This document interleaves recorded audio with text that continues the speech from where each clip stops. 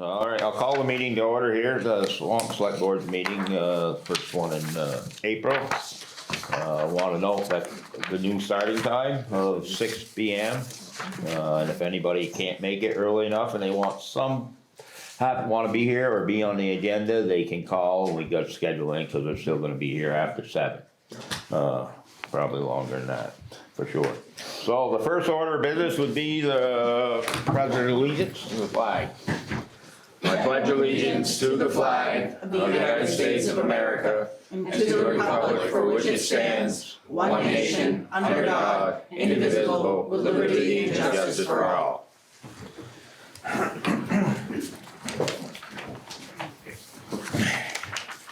We have an agenda review. Does anybody have anything to add to the agenda from the board?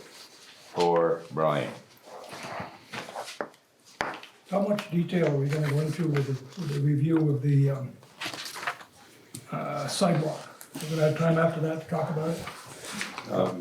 We should have. Okay. I mean, I'm not sure they're gonna come and do a presentation and answer questions. So. Yes, I'll make time, yeah. Yeah, we need to have a discussion on that, for sure. So, I have, first of all, under law enforcement, and I inadvertently left off Swanton P.E.G. They're not here yet. Okay, And then, on 8 expenditures, I added the orders on, and that needs to be removed. I was wondering about that, yeah. Hey, I was all mixed up. Kathy's starting a double entry? Yeah, and I will need a very brief executive session, I mean, brief, to discuss, legal, real estate, but it'll be brief. That's all I've got. All you got? Okay, so we'll move on to the minutes. And, Whoops, did you have something else? yeah, well, the minutes, there's 2 sets of minutes. First, they're both for March 21st. The first, the draft minutes of the joint meeting where they had with the trustees, and then the other meeting is the regular board meeting. Okay, does anybody have any comments, or do you wanna make a motion? Remove? I'll second. Both sets of this one. Which one, you gonna do them both at once, or we're gonna do one at a I time? should do one at a time. Okay, so the first one would be the draft minutes of the select board and the trustee meeting. I'll move. I'll move that. Okay, you're seconded too? Sure. Okay, so, this is on the, select board and trustee meeting on March 21st. Motion been made and seconded, all those in favor? Aye. Right. Okay, motion carried. The next minutes would be our regular, the select board meeting after the trustees left on the 21st. I'll move. I'll second. All right, motion been made and seconded. Is there any questions or comments? All right, then, all those in favor? Aye. All right. Okay, the motion carried too. Law enforcement, we have the, we can wait and do, If they come in. if they come in, yeah. And now we got the Swanton Health Officer's report, and apparently there was no issues this There week. was no issues the past month, so there was no reports for the month of March. Okay, now we'll go on to the big one. Can we do public comment? On what? Yeah, On, Well, you skipped it.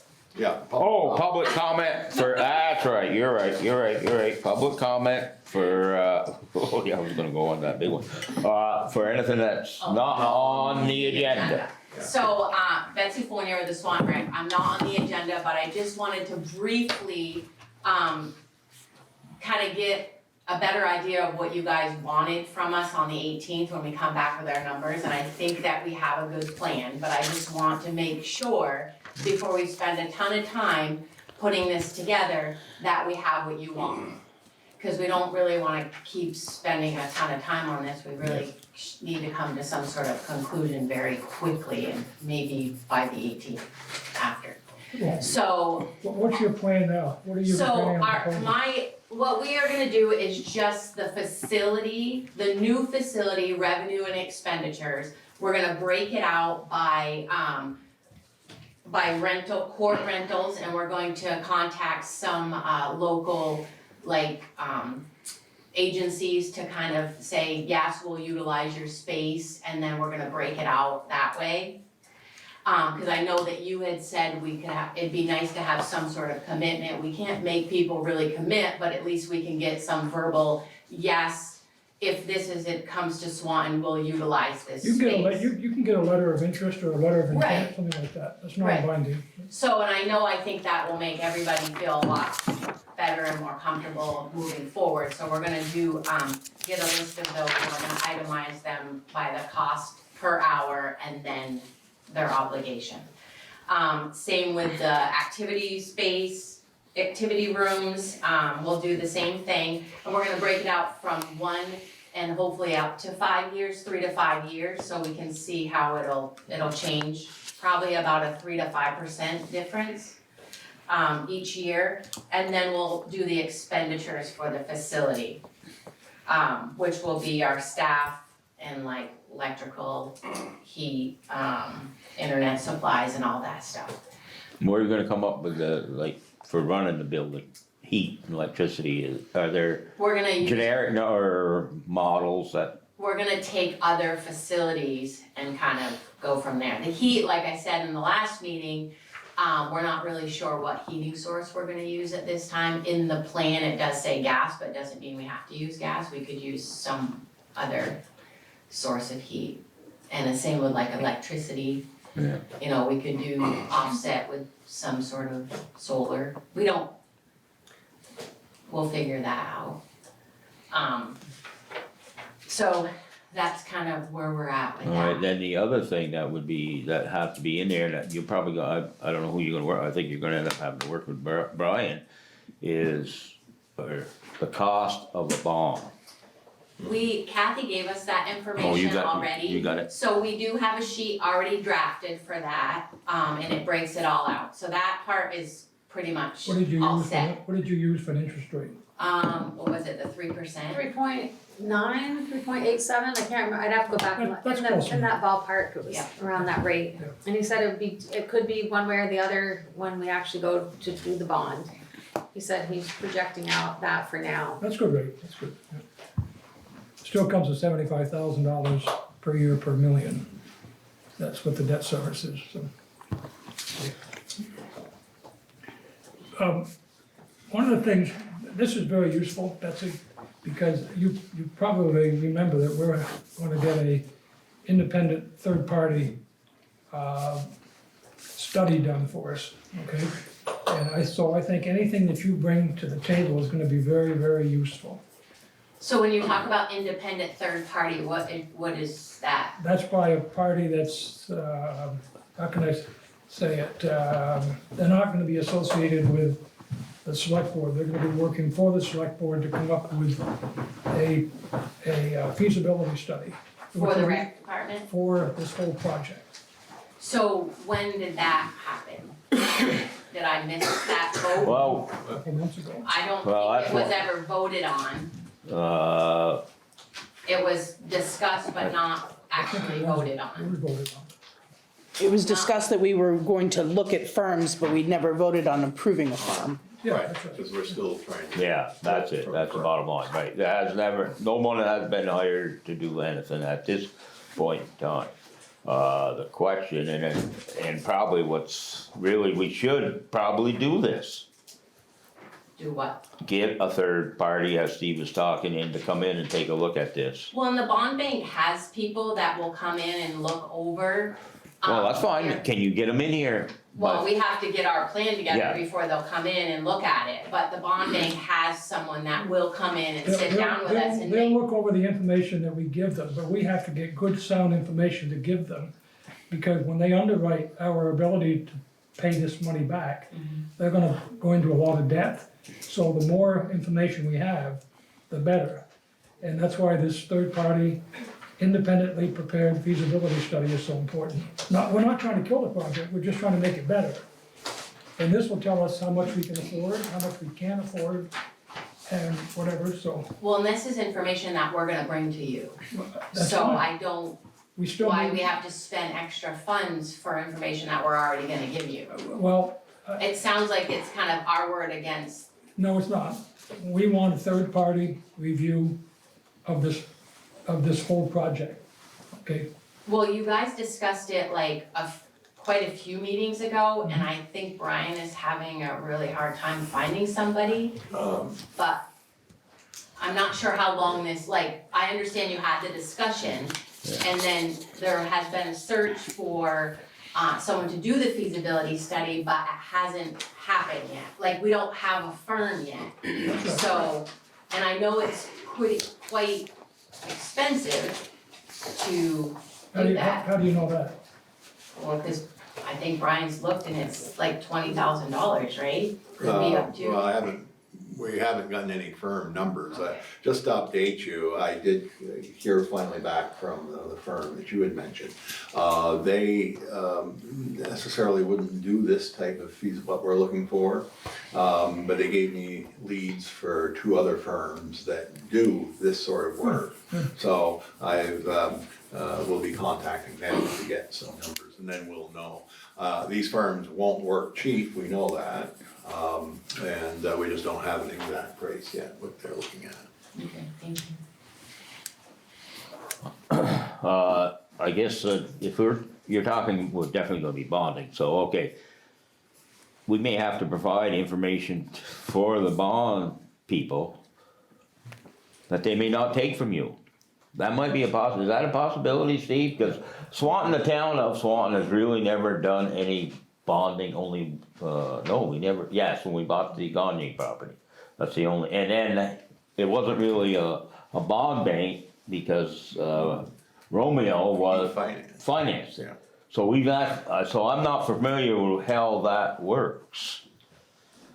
They're gonna underwrite this, we're gonna go to them with whatever amount of money we end up needing, whether it's 3 million, 2 million, whatever. They're gonna underwrite this to see how solid it is, and then they're gonna look at the underlying projections and whatever to make sure that they're credible. Not that yours aren't credible, but they wanna make sure that they can hang their hat on it, because if we entice them to lend us 3 million or whatever, they have to be pretty sure we can pay it back. And if we don't, then the town pays it back, as you know. Yeah. And everybody's property gets a little nick on it. So, And Brian, when are you going to that bond bank seminar too? Next Thursday, So that's gonna be a lot of information on how to capital buy. planning and Planning whatnot, and what the bond. bond bank is looking for Yeah. and whatnot. So Brian's attending that. Yeah, in Barry next Thursday. So we'll have a better idea of what Right. the bond bank is gonna require from the town. Okay. And if you haven't actually done a bond, if it comes to fruition and you actually sign that bond, you're signing stacks of documents this thick. I have had to do it when I was on the village board. and the town's on the hook, Oh, yes, very much so, Yep. yeah. Yeah. yeah. So I guess my next question is, if we're spending all of this time to create these numbers for you, but then you're gonna hire someone to do the work that we're already doing, then, I mean, what do you want from us? I think I just said a few minutes ago, that anything you give us is gonna be very useful. Because we'll turn that over to whoever we get to write this study for. So you're gonna save a lot of time, and they're gonna have something to compare their findings about the actual input from the committee. So I think it's gonna be a very useful exercise. I would suspect they're probably gonna be working with you, the recreation committee, more than they're gonna be actually working with the select board, because they'll be bringing back information, but they're not gonna get the information from us. Right. Yeah, that's right. Okay, Joel? Yes, can I, just wanna bring up the bond, let's say it's 3 million. I know we talked about this, and I apologize for the connection to the airport, when I talked at the last meeting, but the bond is gonna be, if this project is gonna go forward, is only to pay for the building. And the receipts from any use of the building is to pay off the additional cost of having the building, so all that information is, to me, is separate from the actual bond. Whether or not the town can support and raise taxes to pay for this building is the issue that's at hand regarding the bond. So all the information they're trying to find out is, can they offset the expenses of running the facility through rentals and increased usage of the property?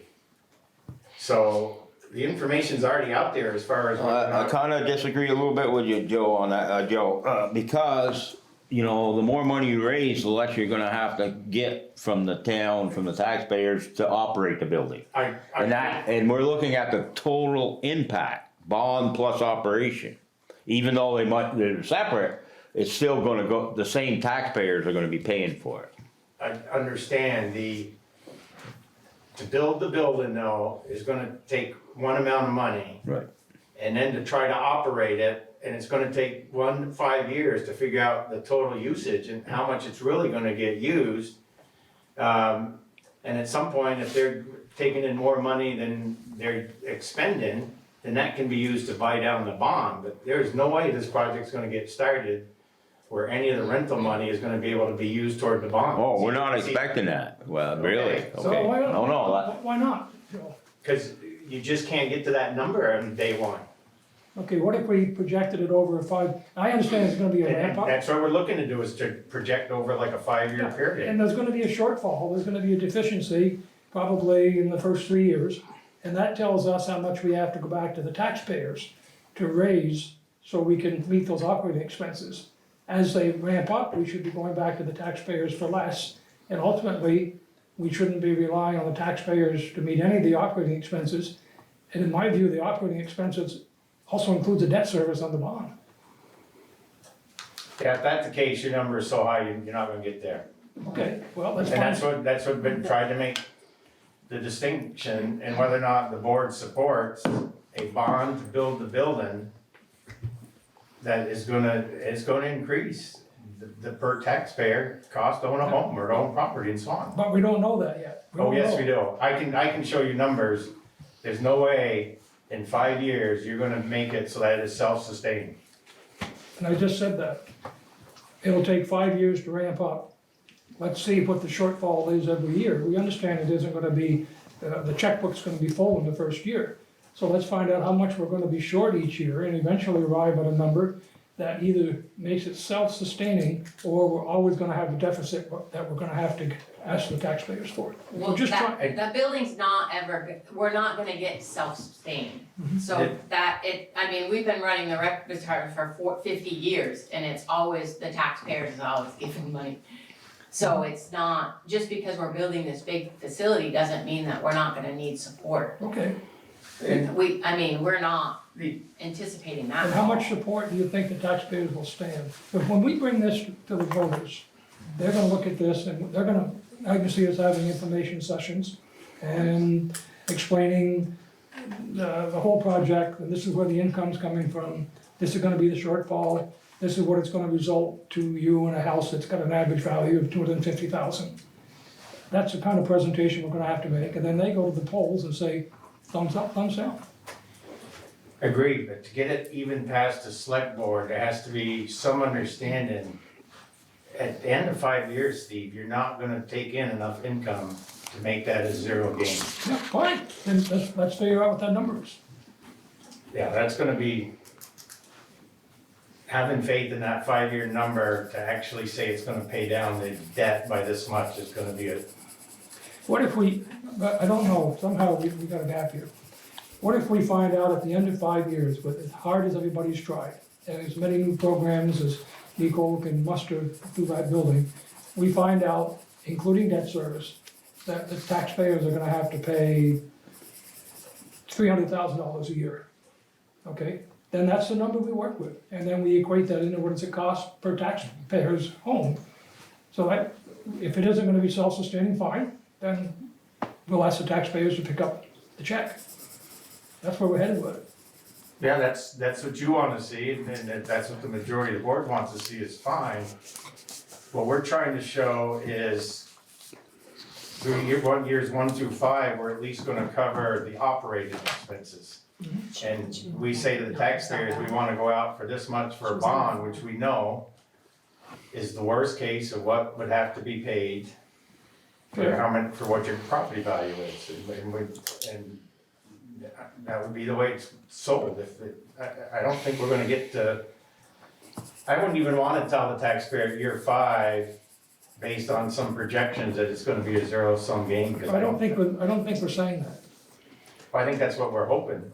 Well, then that's what. Hope's not an option, I it's know, the but reality that- of But it. that's why we have projections. If the projections show there's gonna be a shortfall, okay, then what is it? And then the taxpayers have to understand that they're gonna be responsible to add that to their tax bill every year to do the debt service and do the operating expenses. Okay. We'll get there. And maybe in year 7, maybe it's gonna go, like this. And then we're gonna hit a plateau. And we're never gonna make enough to cover all of our expenses. And that's gonna be a long-term impact on the taxpayers. Correct. And all we have to do, if I were a taxpayer and you wanted me to jump onto a $3.6 million bond issue along with the new operating expenses, and we weren't sure about what it was gonna cost me, I'd probably say no. What we wanna show is, here's the cost to construct it, and here's the cost to operate it, and here's what we think it's gonna cost you per year additional, Exactly, day one. And we are gonna project out. sure. Okay, so I think this discussion here, now that I'm listening to everybody, really that indicates that it would be a big plus for us if we did have a third party come in here and do those numbers. Cause you're gonna get these same questions from the voters, We're aware of that. and it's not, Like any it's not project that, would- we're not questioning your numbers, it's just that voters are gonna question them numbers and and we can say, this is where they came from. Look, this is typical, these people, this has been done here or something, whatever. However, these people would put this together, with your information on operating expenses and what you anticipate for revenues. We can put in the cost of the bond, that's probably the easiest part. Then we would get an idea of what the total impact is gonna be on the tax rate. Then we'd have it pretty solid. I know you don't wanna spend any money, but sometimes you have to spend a little bit of money on these projects. And I just spent a day last week in the library, and it probably wouldn't have hurt if we'd spent a little bit more when we did that addition too. Cause we're spending it now. But that's building wise, this here would be tax wise. And maybe the numbers are better than what we think they are. We pay tax on the library. What's that? We pay taxes on the library. I know we pay taxes on it, but what I'm saying is maybe the taxes on this thing, on the project that you're proposing, might be less than what we're thinking it's gonna be.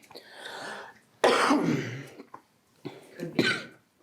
Well, why do you think it, you kind of, I kind of at a loss for words right now, just cause I didn't plan on having this full in-depth conversation with you guys, so I wasn't super prepared, cause I thought we were gonna talk more about Okay, this. let me just add this in here now, though, when this was brought up at that meeting, it was not brought up the right way. Yes. Okay, because we were alright, not but in the room. that's all water under the bridge. But the point is, I think what we're talking about would really be beneficial to everybody involved in this project. Well, it sounds like you've already made that decision anyway, regardless of what numbers we give you, you're gonna ask a third party to come in and review them anyway. Well, what I'm saying is, it's gonna benefit you, your project, our project here in Swanton, more than, it's not for the select board. It's for Swanton. but your numbers are gonna be very useful. I really look forward to seeing them. I mean, you're on the ground floor, Yeah, so I mean, let's see what they look like. we've been doing it. Well, we need to, if we're gonna do this is something the board, I mean, we really need to make a decision tonight. Cause we never officially, even though it's not on the You can't really agenda, make a decision if it's not an agenda. and that's right, we probably can't, but we'll have We to, don't know, we don't have numbers yet, is what. from them Right. people. Yeah, they haven't replied back to my. So probably on the 18th, we'll have a better idea when Yeah, I we're hope all in so, the room yeah. and we're on the agenda. Well, maybe do it. I think Brian's gonna try as hard as he can to locate a firm and then meet with them and they get back to us and say, this is the number that I came up with, that they gave me, and then they'll give us the scope of the project, so we'll know what we're getting for our money. But if, say, say we, what's that? We're coming to your meeting on the Well, 18th. that's fine, but say that we, and we're gonna spend $3.6 million. If we had to spend $35,000 on a feasibility study, that's not even a 10% of the project cost. So it's a very small amount of money for a very large project. But you have to be part of it. Well, of course, we're gonna be You part of it. know, I mean, so anything that we find, you know, we can do at the meeting, but Brian, you know, will be in contact with you too, to let you know what's going on. I mean, it's, I believe it's gonna benefit the project. And without it, I think we've got a really hard sell, And a real hard sell. chances are the firm that is selected and actually gets the job will probably spend more time with you and your folks than they will with us. Yeah. Because you've got, you know, they gotta get into the nitty-gritty of it. So before you hire a firm, don't you have to actually say that, vote that you're actually gonna do it? Yes. Yes. So you, right, so So we next put it at- meeting, you'll have to put it on the agenda. If we have a firm, If we have you know, basically it's a request for proposals, this is what we want, how much is it gonna cost? And then the board will make, if we've got 2 bids, 3 bids, then they'll make the decision who to, But you haven't voted that you were actually gonna do it yet. You haven't said No. that, you haven't voted No, saying that we you're said gonna that do 3-4 the times. feasibility study. No, the only thing that we did was to have Brian look into get finding what people firms that are do out this there. business. Yeah. And then come back with that information. And we haven't gotten it yet. So, but we're gonna, I mean, in all fairness to the recreation people, we gotta get this, if we're gonna do this, we gotta start getting it yeah, done. yeah. Can't be dragging on for 6, No. you know, I mean, even another month is probably longer than we want, because you're probably gonna try to do a bond, next year. Probably if we have to do the feasibility study, it's gonna take a little longer than we anticipated. Well, I think if we got going on it, we'd definitely be ready for next year. You know. Okay, Joe? Feasibility study is gonna take 4 to 6 months, would you say, Steve, probably? No. You don't think so? No. Okay. You This can isn't, confirm. this isn't a really, I understand, it's just availability of the manpower and the firm, depending on, okay, let's say you can do it in 2 or 3. Design, you're talking 6 months, so you got at least 9 months, plus you may not be doing design before you go for the bond vote. Because design's, you know, 100-something thousand. No, we already spent 100,000 on the We design. just signed the contract, it's on hold until we decide if we go forward, that was what everybody. Yeah, but the design is done. The design for the building's not done. So what did Cross do for 100,000 then? They haven't, they spent about $5,500 getting us a good estimate number. That's all they've done. They did a floor plan. They haven't done the design. It's a package of drawings. Okay, so that, okay, then I So would, everything's on Yeah. hold because that was the agreement. Because we gotta see whether we can work with the numbers before we go and spend around 110,000 for design. So what I'm getting at is, if you're 3 or 4 months with a feasibility study and you're another 6 months or so with design, that's 9 months. At 5% inflation, a $3 million project, it's $150,000 extra the project costs each year. So that's just something that we also need to be aware of, because that number is significant. If right now, inflation's that much, then that's what we add as we keep marching on timelines. So I just throw that out there, and if we can get one in a couple months, Steve, that'll be great. well, we'll ask them what their timeline is. Yeah. We'll press upon them the need for us to have it as soon as possible. And then they can deliver it, and then, of course, there's gonna be an opportunity for the board, with the help of the rec committee, to study the thing and make sure we agree with the findings. And so that could take another month or so. I mean, special meetings could be held in between regular board meetings, so, yeah. Now, I guess we're probably good until the 18th then. Yeah. Hopefully we'll have something here one way or the other. Understand your concern, I'm sorry, I thought they had something all done, but they haven't only spent $5,500 so. In that price range, absolutely, cause that's what we agreed until we decided if we're going forward, Okay. we're not gonna get the full design going, so yes, that's where we're at with the topic. did you folks have a search committee for a location? I was just curious, I was thinking about that this morning when I was out. A search committee For multiple Oh. options for a location of this? I mean, we had sort of, as our rec board had Okay, talked about different okay, ideas. all right. We looked at Fourth Street property, we looked at a couple sites on the actual Rec facility, Yes. and then our rec board came to the Okay, conclusion. All right, we'll see you on the 18th. Yeah. Okay, and can you get the information out ahead of time if you have it? So we can look it over. Yeah, we have a meeting next week, that's why I came tonight, cause we have a meeting next week to kind of finalize everything. Thank you. Yeah, of course. all right, we got another, yes. William Hanson, sir. I'm not sure if this is gonna be covered in item 5C or not, but I have concerns about the land use and development regulations, the zoning bylaws. Uh, 5, discussion of town plan, no, that is not specific to the town plan, that's more of a town plan for the select board on what issues we're gonna be working on. You know, it's not a planning commission town plan, okay? Is that what you're talking about, right? Well, I just have questions about the actual regulation. I have a copy of a version that was amended in 2014, Yeah. and I Short brought up amended. a discrepancy to the DRB board on the 23rd of March.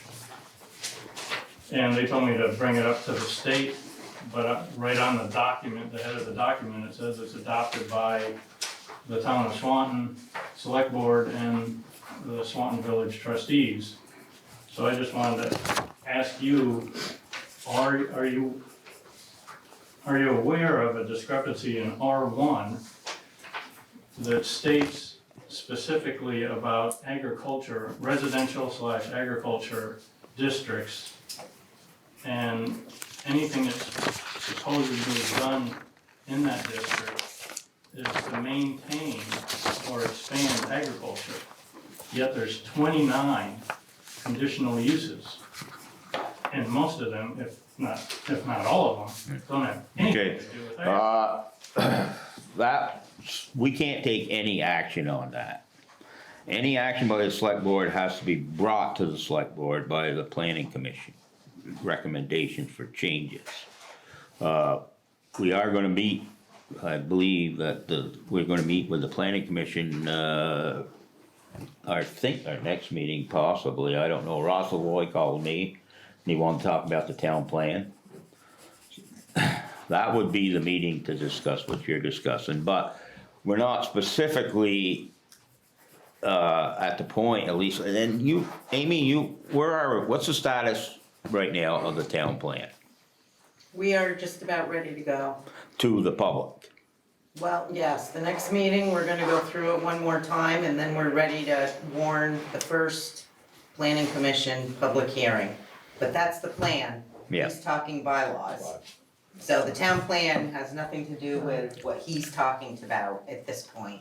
Okay, so that would have to come after the town, or unless they bring to us a change in the bylaws. Right. Right. I would suggest that you come to a planning commission meeting. Okay. And our next meeting is the next planning commission meeting is on April 19th at 6:30. In here, Yes. okay. All right, That's where that's where the discussion would start, and it eventually would come before this board for final approval. okay. But Right. at this point in time, I don't think we can change bylaws, the select board cannot. No. You know, I mean, we can go to the meeting that you're going to and urge them to recommend that to the select board, but, we can't do it on our own. Okay? All right, thank you very much. All right. Now we get on to another exciting issue. MVU sidewalk project. Okay, bring up a second chair. Roger, I'll give you the comfy seat.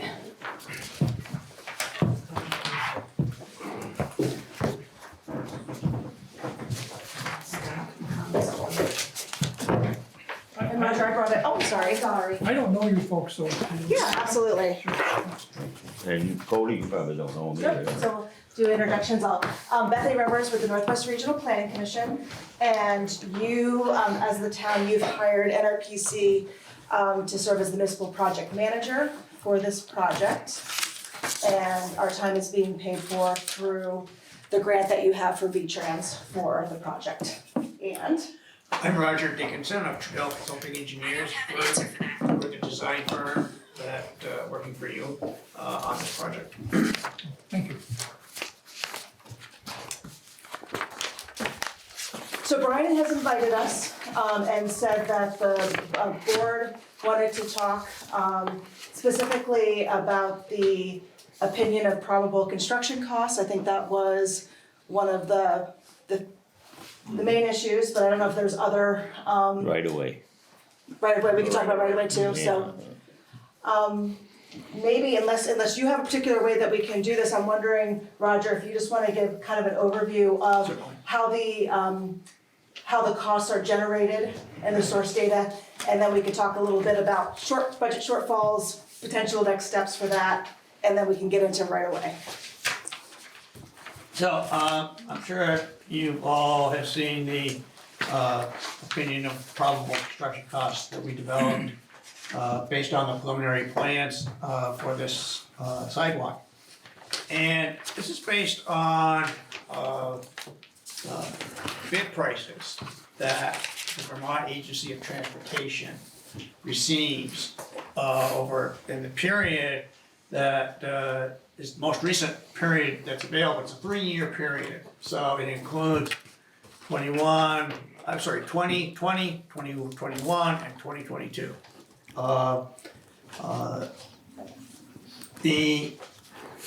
So it's capturing the period of the pandemic. It's capturing some of the inflation that we've seen, particularly over the last year. And so we take the V-Trans has a database. It's all in a special computer program that we pull these costs out of and apply them to the quantities and the items that we estimate will be required to build the sidewalk. The items that you see in this list are standard V-Trans pay items. You know, they have a pay item for, you know, trench excavation, they have a pay item for putting in a concrete sidewalk on a per lineal foot basis. You know, they have all these items that we include in this cost estimate. It's fairly thorough. We've done a lot of these using this system. My experience has been that costs generally that we estimate generally tend to be higher than what the actually bid results turn out to be. I hope that's the case here, but in today's environment with inflation, it's really a big question mark, unfortunately.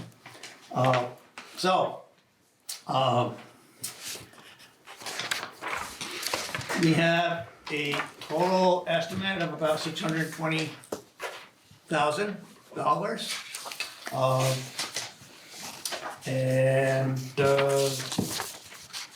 Of that, there's about $148,000 that's directly attributable to drainage work.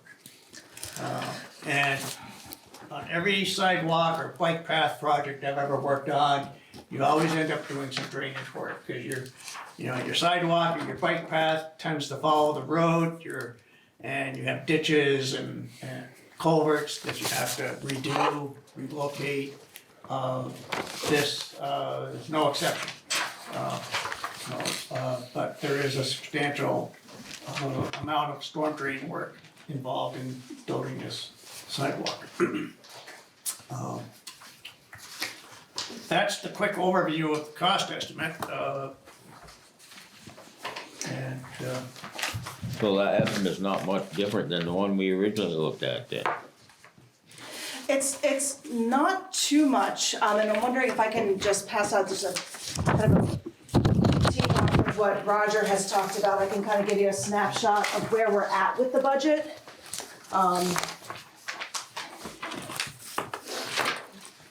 And so, here on this table, you're seeing what we originally applied for. Then we have the second column is our current budget. What has been billed through March 31st of this year, and then the balance. And I think, what you're concerned about is that construction item where we have, no money's been spent, but the balance is $665,905. So with Roger's estimate based on, good past data, you're looking at $43,349 remaining in that construction lineup. Big thing that's wouldn't be included in Roger's estimate is the construction inspection firm that gets hired. They take off where the design engineer ends, and they are there on site throughout the construction, making sure that the plans are being constructed to the specifications that Rogers called for. They're organizing all the material testing, all the material testing and things like that. I don't know, Roger, if you have, I've seen one project that just went out to bid, not a sidewalk project, but of this caliber, where you're looking at like $70,000 for a construction inspection firm.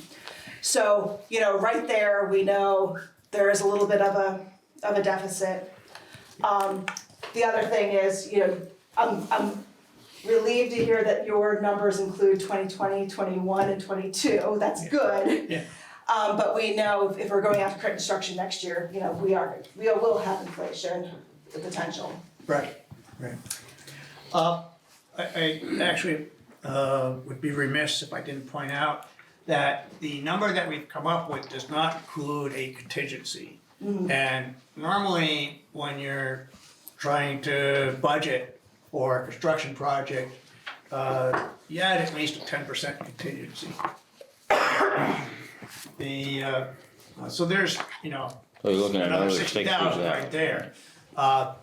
The resident engineer that Bethany spoke of, V-Trans recommends that you also budget 10% for that too. So 60 to 70,000 is not an unreasonable number for a resident engineer during construction. Just so I understand, you said the 10% contingency fine, and you said another 10%? Yes, So we're talking 20%, yes, okay. yeah. That would include that project, what do you call them? Construction inspection firm, or the resident engineer is the traditional. Right. So it'd be another, you can add another, 140,000 onto that. Yeah, this number. Get my calculator ready in case. So, options. Yeah, So in a project like this, I don't see that there are like amenities or things that could be stripped from the project. I don't know, everything that I feel like Roger has put in has been because we need to get from point A to point B. The $148,000 of drainage work is unfortunate. The town's required to do that because you're going to be doing the work in the right of way. So I don't know if you have any thoughts about what could be stripped away, if there's something I'm not Well, seeing. There's, very little that I can think of off the top of my head. I know the project includes, replacing the pedestrian signals at Missisquoi Street. There is an allowance of, gosh,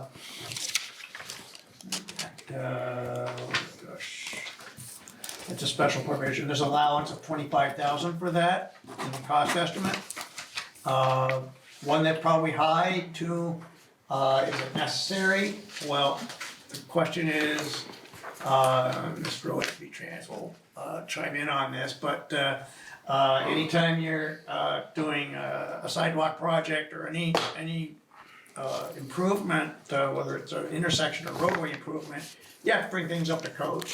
And those pedestrian signals, in addition to being pretty poor condition, physical condition, do not meet current codes for ADA accessibility and so that's why we included that in the project.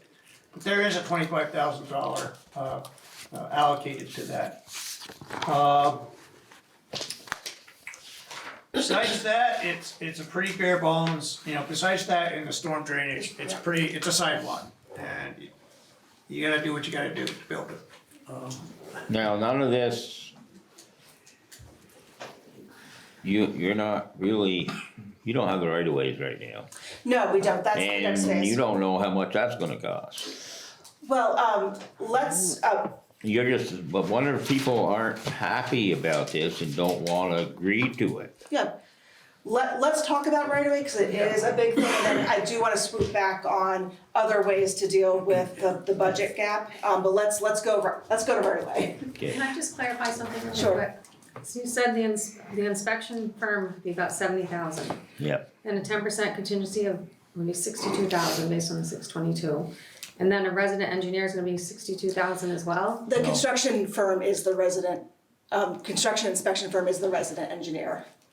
So that's one and the same? It is, yeah, so Okay. I threw out a 70,000, Roger was going with that, Okay, I just usually wanted, 10% of that construction cost is what you should be budgeting for. yeah, it's just okay, two, I it's just wanted, just two, I just wanted to yeah. clear, yeah. Yeah, And then the $148,000 for the drainage work, which is included in that it's estimate. in this estimate It here? is. Okay. Yeah, but getting called out because it is something we weren't necessarily anticipating Yeah, going into I this. just wanna make sure I was following you. Yep. Okay, so let's talk about right away, and, So, right of way, we will need, right of way from, Pomerlow, owns the shopping center. Existing right of way, not sufficient here, from RL Valley, to go across the front of their property.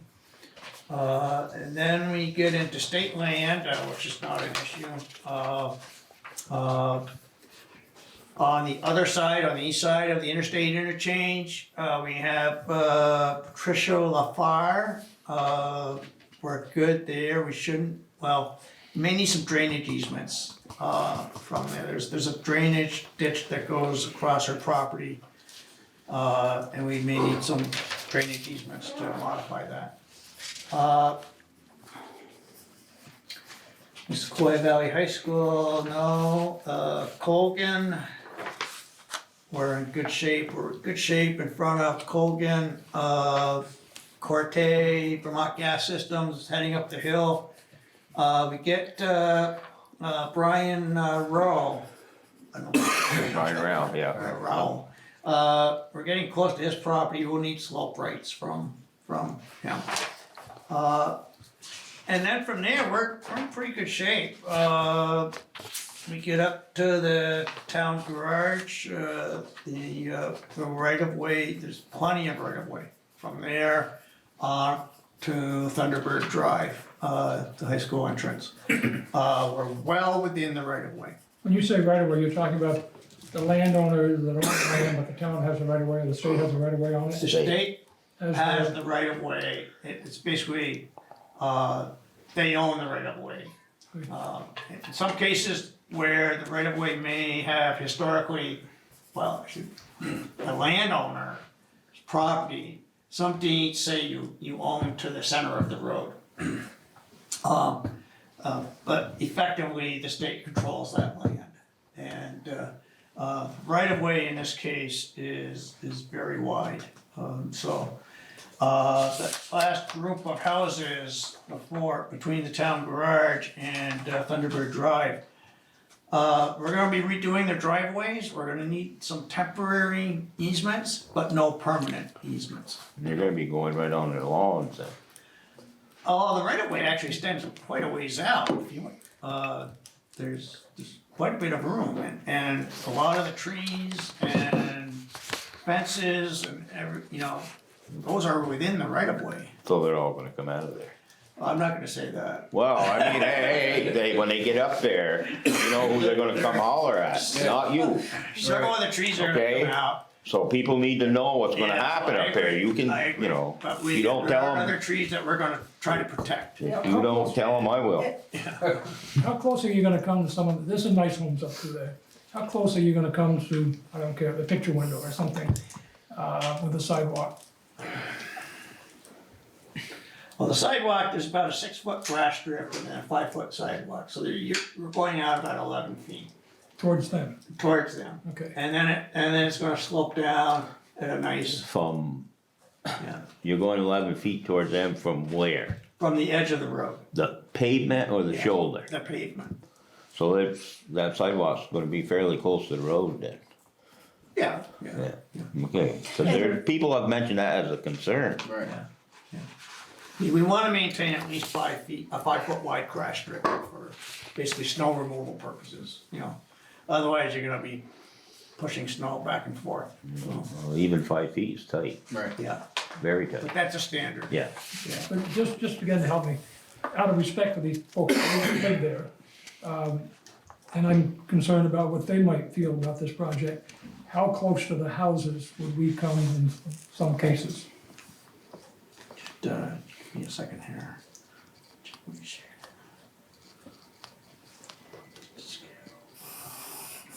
I don't need drawings at this scale, so.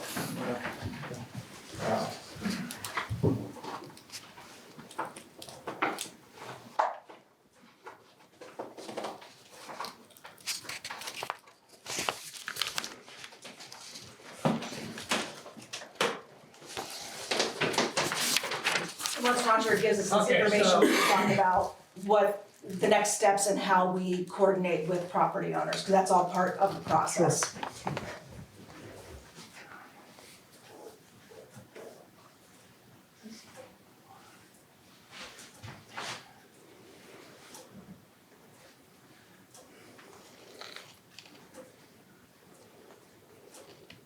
Okay. So we are from the edge of the sidewalk to the last house before Thunderbird. It's about 22 feet. Bushard, about 18 feet. Onto their property? From the. Into their property? From their house. Yep. From To their the house. edge Oh, of the okay, sidewalk. all right, okay. Yeah, the right of way line you can see is this dark line right here. And Brissette, Charbonneau and Brissette, that's about 10 feet, no, I'm sorry. Another about 17 feet from the front of their house to the edge of the sidewalk. Oh, including the grass strip, No, this is the outer edge of the sidewalk. okay, the outer edge, okay. Yeah. So it's close. Yeah, it's close. Yeah. Now, like, all that sidewalk in, closer to the road. It's not gonna be as safe, it's not gonna have, snow storage that we like to have. It's not gonna have, one of the things we're gonna do is in the grass strip between the road and the sidewalk, we're gonna depress that, so the runoff doesn't drain off to their property. It will intercept the road runoff and the sidewalk runoff and allow it to infiltrate, in that But in their direction. mind, they're gonna be losing some use of their property that really isn't theirs. Yes, Okay. that really is the case, unfortunately, Yeah, okay. yeah.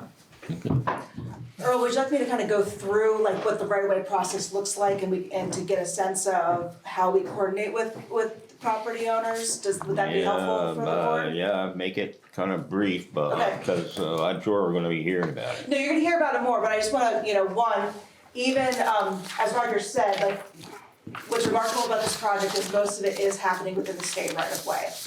And that's wonderful, and it makes the project that much easier when you're only going out for a little bit of permanent easement, some temporary construction easements. And any time that the town has to do that for the project, there is a process for valuing that property and giving the property owners just compensation for even a temporary easement that goes away. But having said that, as you noted, that there is property that people could have been using and feeling like their own, even though it's in the state right of way. So I think what's really important is we have the preliminary plans that are in review at V-Trans right now. We'll get the comments back on the 19th, I checked with Ross. Hopefully there's not much that Roger has to do, but he'll coordinate with the town on any changes. After that, that is when Roger will be turning these into the right-of-way plans, is that the Yes. next step? That's when the right-of-way step or phase begins. And that's really when we'll have specific calculations for each property of this is X amount of square feet we need of the temporary, or this is X amount of square feet we need for the drainage easement. And we'll get those calculations and the valuation, and then we would like to come back to the board and kind of talk about the strategy for one, negotiating with the property owners. And I'm here to support you through that. There's a federal process that will follow. But two, how are we working with the adjacent properties that might not need to give, additional easements but are still gonna be impacted? And how do you wanna coordinate? Is it a one-on-one meeting with those properties? Is it an open house kind of meeting where people stop in and learn about the process? Don't decide that now, but I do agree, working with those landowners is very important, even if they're not giving up right of way. Do you have a feel for what the litigation expenses might be for all of this? So, In this case where you're doing very little permanent easement acquisition, chances are that $25,000 line item is more than ample. Yeah, I've never seen more than a couple $100 for temporary easements. Okay, how about the ones though that if they have to give up some land that they really own, or that's not a case here? They are entitled to have an appraisal done, and they are entitled to receive their market value. Sure. For that, we like to encourage, voluntary, through the evaluation process. And sometimes, like if you're removing somebody's fence, a tree, or some landscaping, you might offer some, replacements, a new tree, a new fence, that becomes part of the package, compensation package. But the one thing is that because the waiver valuation is based on the value of the property per square foot, the land value, not the house value, we're talking, a couple $100. It is the compensation, that's the fair value. The acquisition cost could be low here, where costs tend to increase is if you're going into condemnation for any easement that you need that you can't get around. And I can tell you, like the Alberg sidewalk project, it's been quite a while, but I know that they probably, hit the $20,000 mark going through condemnation, at least starting the process for 2 properties. Plus, they had a lot of easements that they compensated. How long can they hold this up? I mean, again, I'm thinking of the property owner, and they may feel that for whatever reason, they just don't want this sidewalk. We have the process to take the land. How long do you think that would take? We've encountered that in the past, and what we try to do in that case is design them out, redesign the project so we don't need any Okay. rights, but temporary or permanent, from that particular property owner. So you'd be curb in it, or? Yeah, done that, for sure. What I've seen is with the condemnation process, it's, there's a timeline built in with getting a formal appraisal, and there's appeals and there's things like that, so that's time. Where I've seen the process really get delayed is not in that proceedings. It's the lead up and making that decision of, oh my goodness, we've tried everything, and this is our last, you know, this- Alright, who pays all the legal costs? The town will have to pay the legal costs to, if somebody doesn't wanna cooperate? Yes, and that is why you have that $25,000 line item. So that could be, Yes. that could be gone, you could be 100,000. You have there's no limit there. I mean, there's, You wouldn't expect it on this project, but then again, I'm not sure how people living along that section are gonna react, okay? They may not like the idea of having that sidewalk in their front But if door. it's sidewalks totally within the state right of I way, know it's totally, but look at where the house is, okay? You know, so if they can make it more difficult for us, if they decide they wanna do that, then we could be spending a fair amount of money. yeah, and I think at that point, you know, the town, Would you have have a whole other slate of issues. Yeah.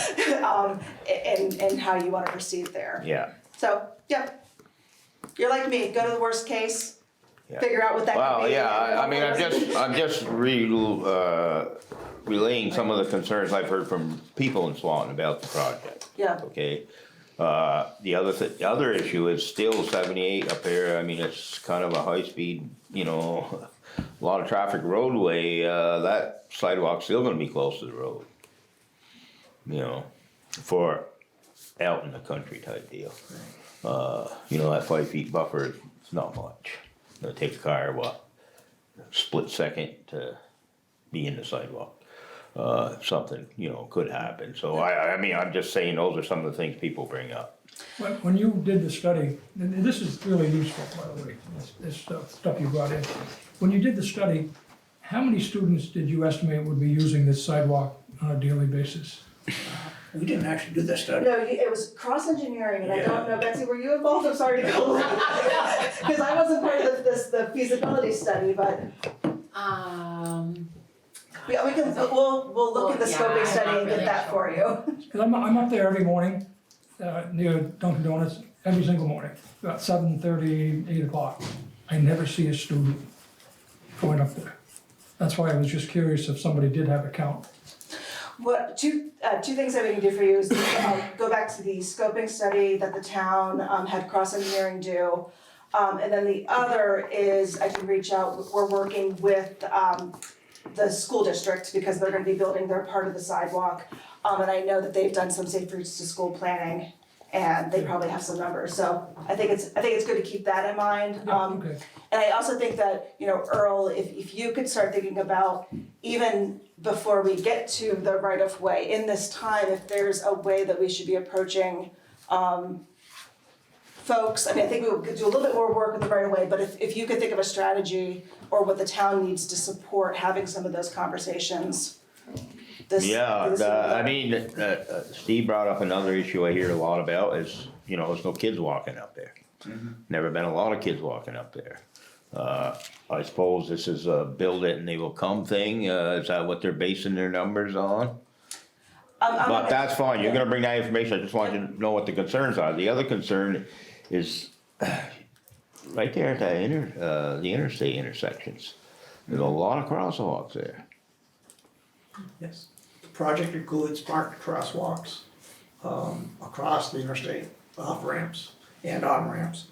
Are they gonna have flashing lights that's gonna stop the traffic or no? No, because the traffic has to stop anyway coming off the off ramps. Now, greatest, this is an interesting question, how do you handle the on ramps? Yeah, Traffic doesn't I mean, stop, and I'll have to talk to Beatrice about that. You better, Well- because that is I mean, it's a kind of not the best place to be walking through, you know. Yep, but the feasibility study that the town had done, came to the conclusion of doing it on that northern side because of the choices, it was the best. The other thing, you know, that is working in the town's favor is that V-Trans is, they have a new scoping project to look at that exchange. and whether signalization is warranted. And that's because of the town's concerns with your PM, congestion, at the northbound off-ramp. So, I think, Roger, that would definitely improve the situation. Oh, if- yes, you would have, at that point, you would probably have some pedestrian signals incorporated into a traffic signal. Definitely would stop traffic. But the reality is, if all goes well, the sidewalk is coming before that would come. So, safety is definitely, Yeah, I think on the on-ramps, I'm thinking, so we've got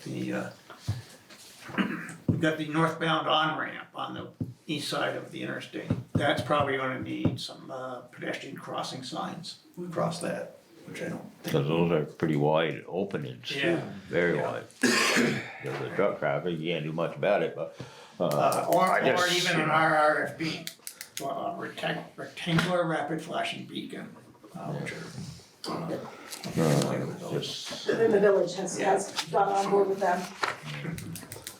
well, Oh. good. I know that you need to get back on, just talk, if we could swoop back to the budget shortfall or Yeah, okay, yeah. potential. Yes, and you've got money. Well, I don't have money, but I would like to help you find more. So the next round of bike and pedestrian grants will happen sometime this spring and summer. That's a place that you can go back to the well for supplemental funds. Like anything, it has that 20% match, so if you're going after $100,000 of grants, you're coming up with $20,000 extra dollars, from the town.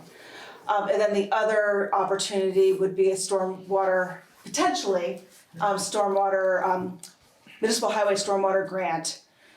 Because there's such a large component of stormwater that's, issue, that might be an avenue.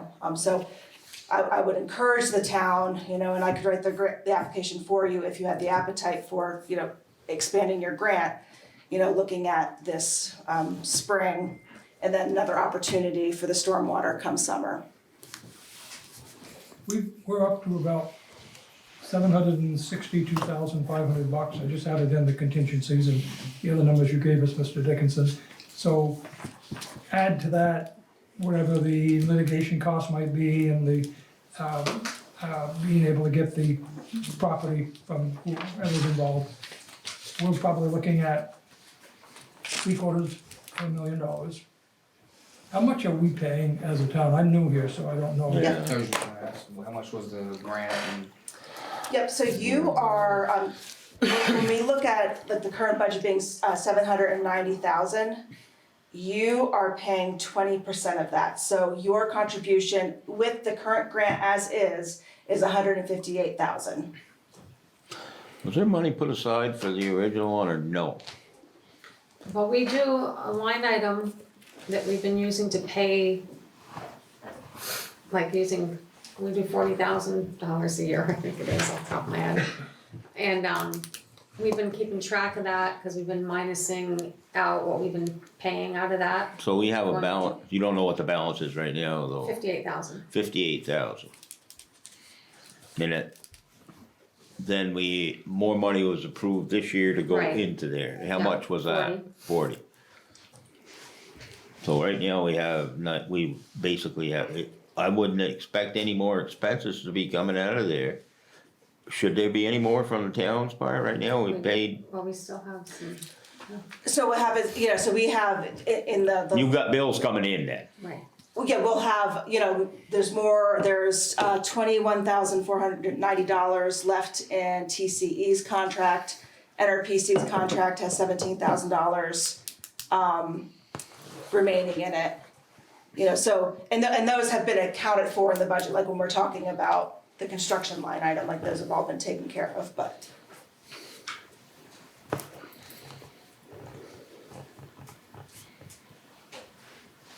So the number you have here, grant application budget is $790,000. We need to add another 140 to that possibly? That your contingencies were in all this number? I'm sorry, can you I'm just looking at this one. It says $790,000 project total. And we just talked a few minutes ago about 2 contingencies of about, What's your state grant so far? So that 790,000 was the original contract that the town has. Okay. So we The gotta, town has to pay 20% of that. Yes, yes. Yeah. so that's 150,000. Yeah. Now you're adding on more. Right.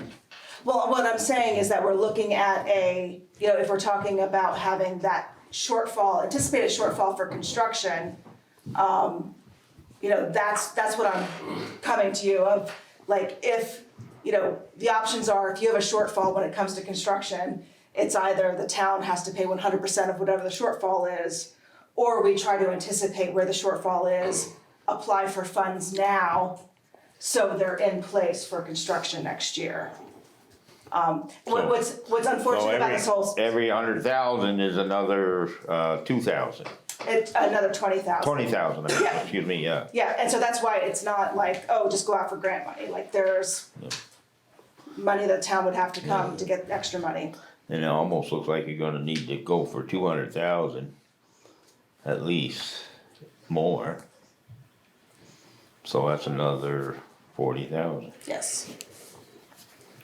And you don't know how much you have out there for expenses right now, so we don't know how much we've got left in there, so. But I think, I think that this conversation's good and it, like, we can work on getting some of those projections in place. Because I think we have to clean up our numbers to see what our shortfall could be Yeah, first. We're dealing with a pretty loose. cause you got expenses that are not represented here already. Well, what you see here is that we have things that have been billed through March 31st. But expenses, that balance column, that's letting you know what is remaining in NRPC's contract for work, what's remaining in TCE's contract. Well, this is something I'd like to see you do. I mean, if you're gonna come here again with numbers like this, I'd like to know what's outstanding. Sure. Cause this all looks good, but we could have a $50,000 outstanding bill we don't know about.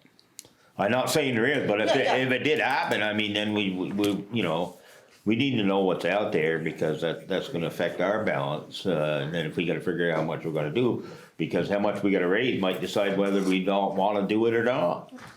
Yeah, no, and I understand that point, that we can find out what's out there, but Yeah.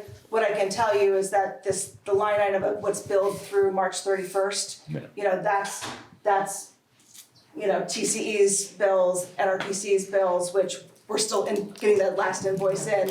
So I'm letting you know what's been billed and. Oh, it's fine, I contract. know you don't know tonight, but in the future, I'd like to know what's outstanding. Okay, so, That we have to pay for, sure, not what we could pay for, yeah. but what we do have to pay for. and I still don't understand if that 140,000 that we spoke of earlier, which were the 10%ers, if it's in this number.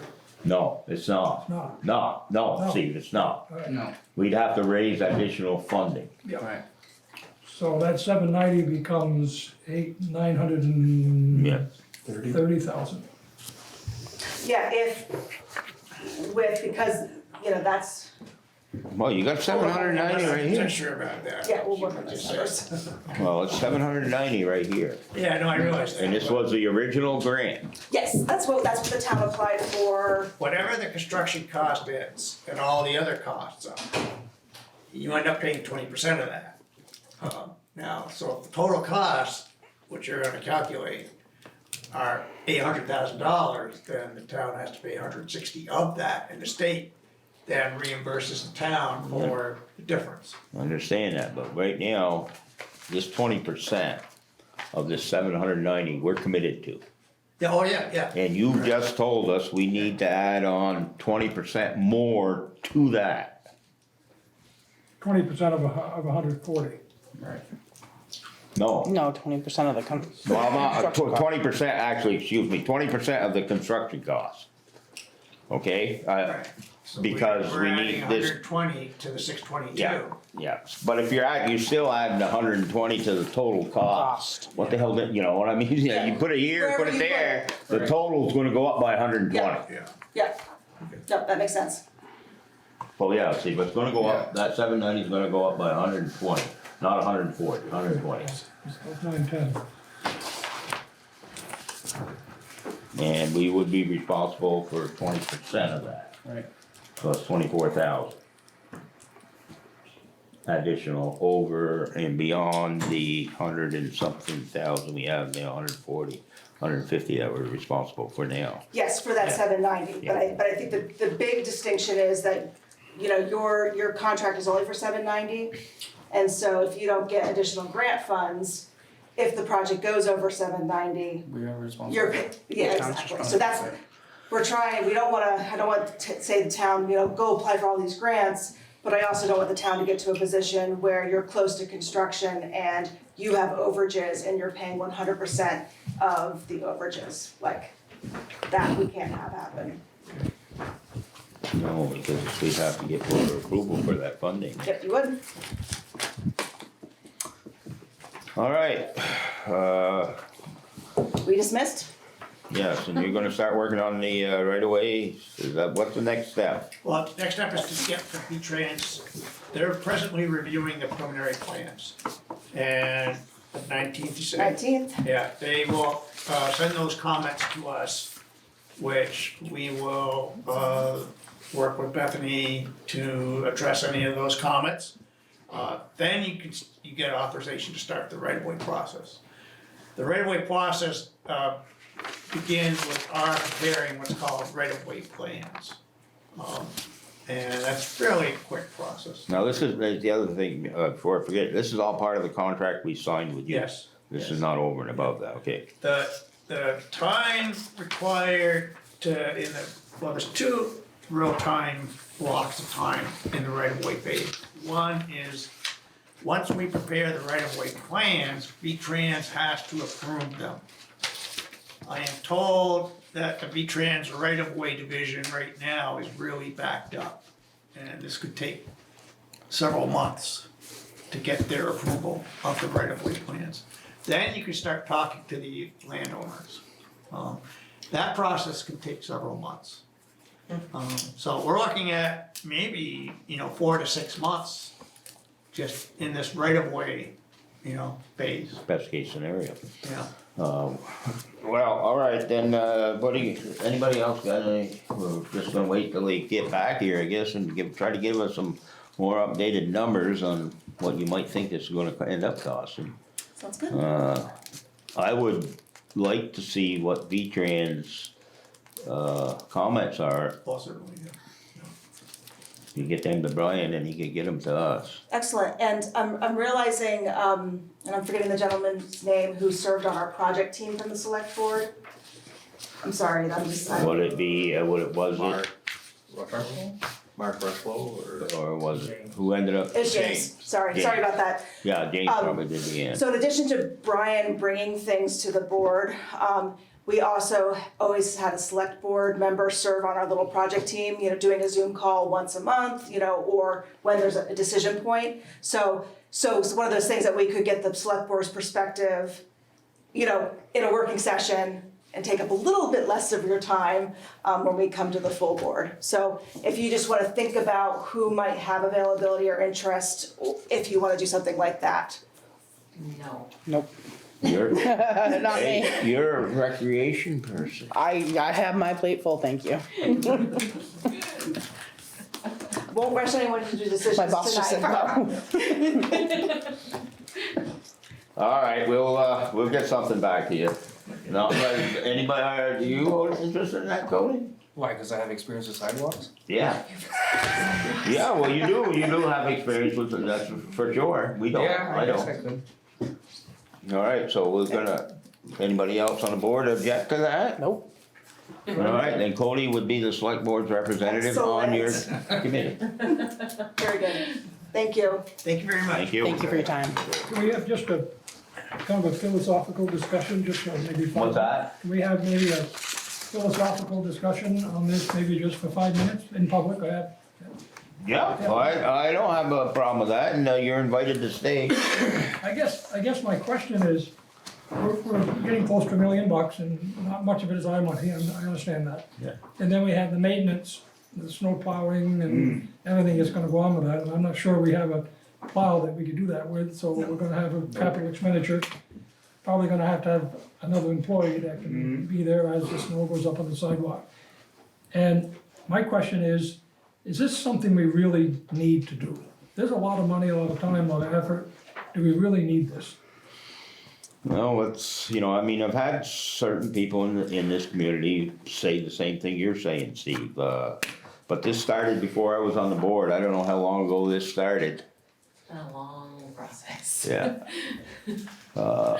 You know, and I mean, the concerns are there that, you know, I mentioned tonight, and like you say, it's not all our money, but it is money. Yeah. And boy, we got a lot of places we could be spending it, right?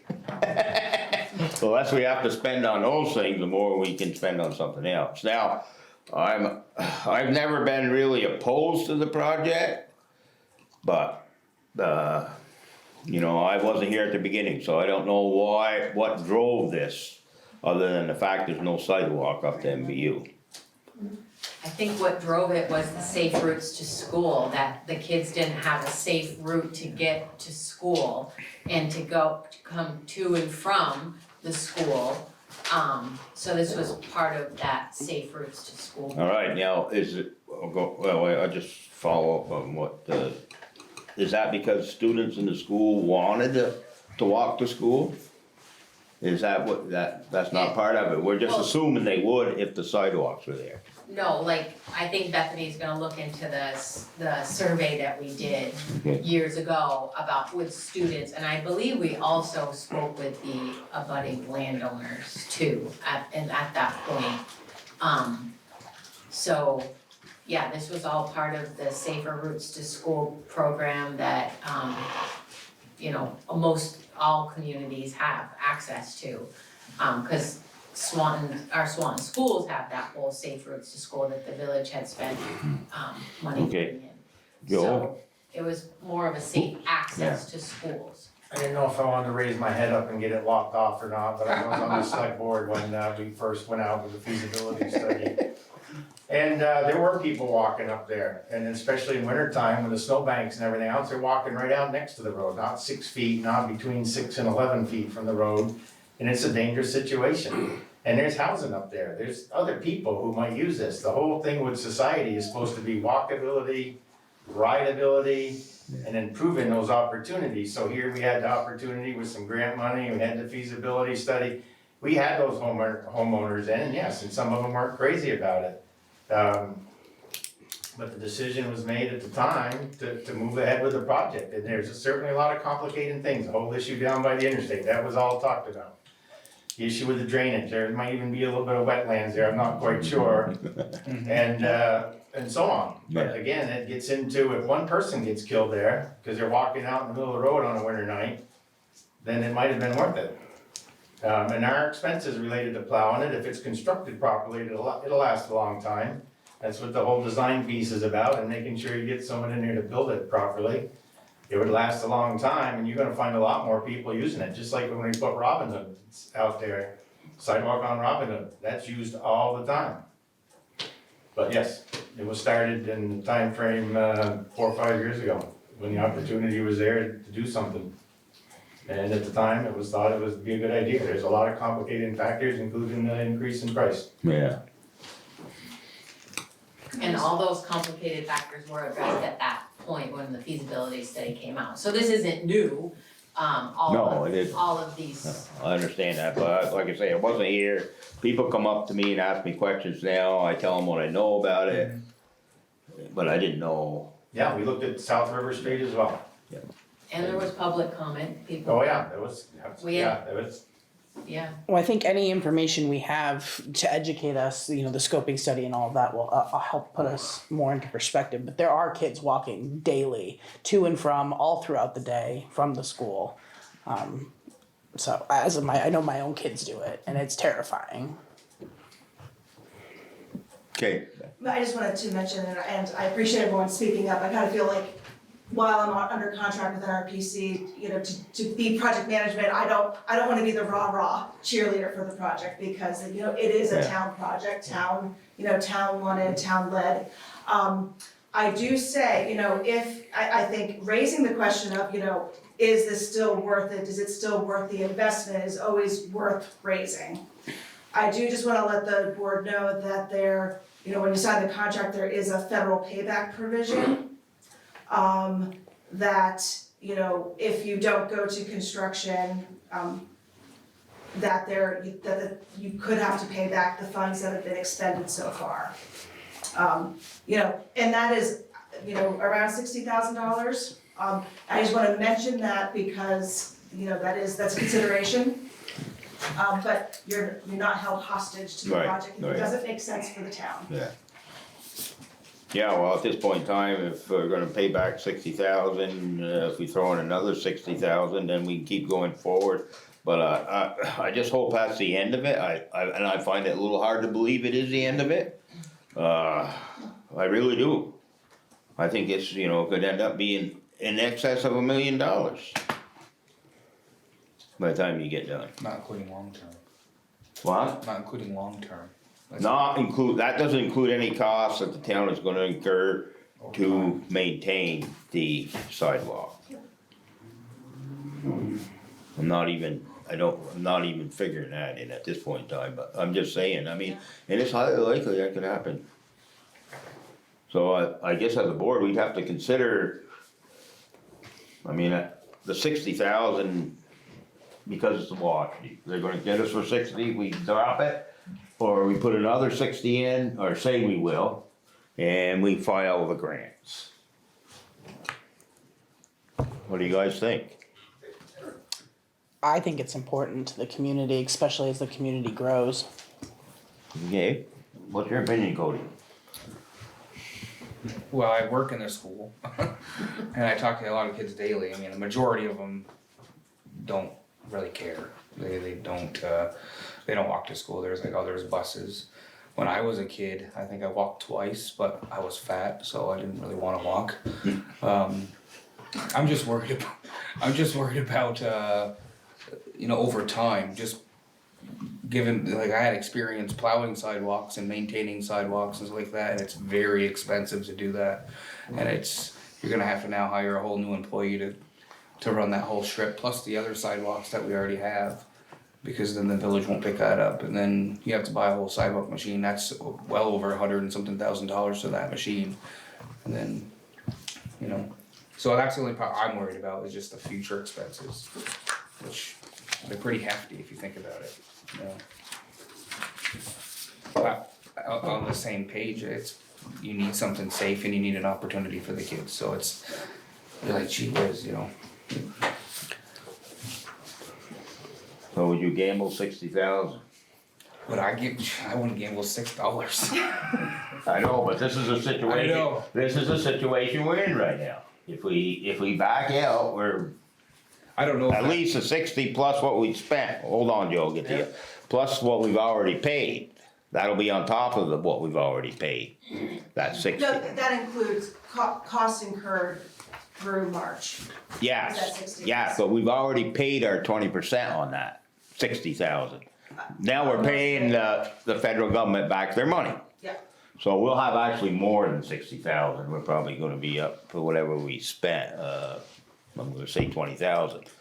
So we're up to 80, we're on the hook right now for 80. If we put another 60 in by going for these additional grants, you know, that's where we're at. I mean, you see, that's the situation we're in. We're gonna put the 60 in or eat the 80. And I think it's fair, I'm glad we're having this discussion because you're here and, you know, they need to know what direction to go in. And you're willing to do the work. A lot of good work been put into this. I think it's obvious, and a lot of time. Again, I think of Mr. Dickinson's budget here, they prepared, it's excellent. It gives us a real good roadmap. But if this came before the board, right, brand new, I'm not sure I'd vote for it. I'll let you know where I'm coming from. Yeah. But would you vote to allow, Bethany to go ahead with the, additional grant applications to try to find additional fundings. I'd like to see all the numbers first. Well, we already discussed the number. Oh, you got more? No, I think we've talked some numbers, I think firming them up, and I think it's premature for the town to say, yes, we wanna apply for the grant. I think seeing some numbers and you'll have time. Well, you already told us there's gonna be another 120,000 added to that, 600 and something. Yeah. Basically. I mean, that's what we're looking at, I just feel like it's important to. No matter, if there's no other additional increases, we're gonna have to come up with that 60, that contingency fund of 10% and the, project manager, whatever you wanna call Residential it. engineer. Okay, 10%. That we know right now, Getting more grants, right. right. So we'll get it in black and white, so everyone's looking at the same numbers, and then Good. make decisions after that, that's what my recommendation be.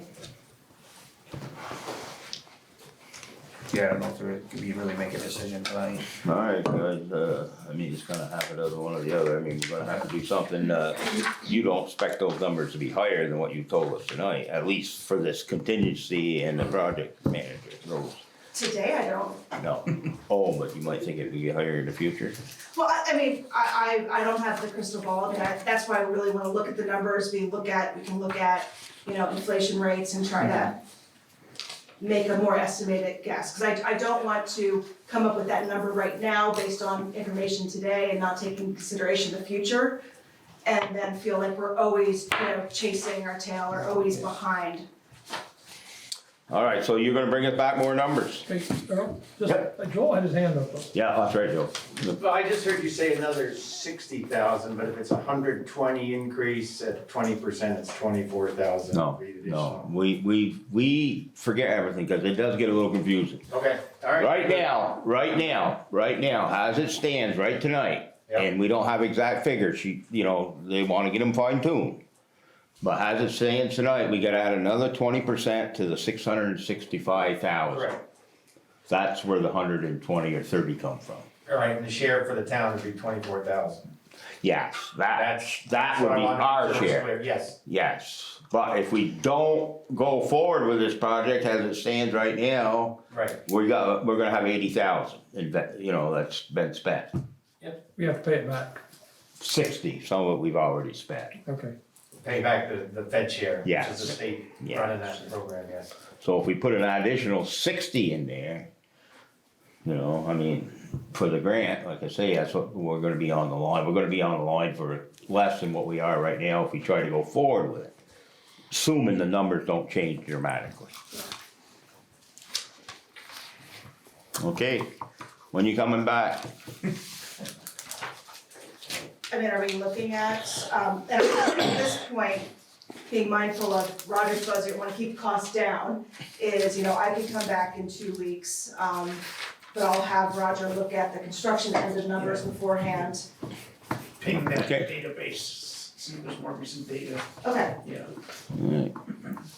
Would that make sense with you not even having the V-Trans review until the following day? ooh, that's a good point, because we wanna, well, So first meeting in March, or May, excuse me, might be the best. would that be the 2nd or the 9th? Be the second, I would assume if that's the May first 2nd. Tuesday. Okay. I will put that's in my calendar.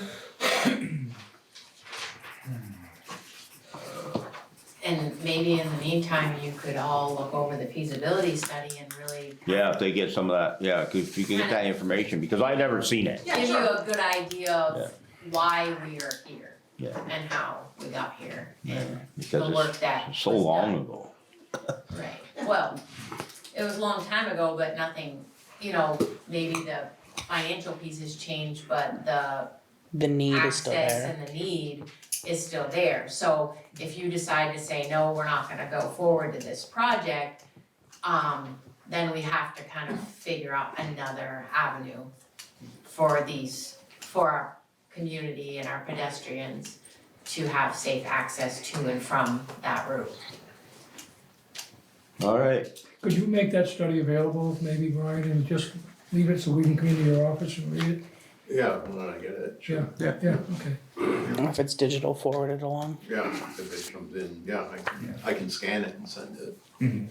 That'd be great. Yeah, if you can scan it, do that. Okay, thank you. We'll see you on, in May.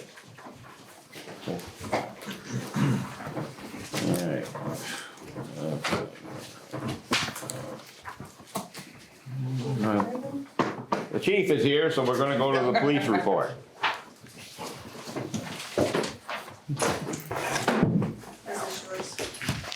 Good evening.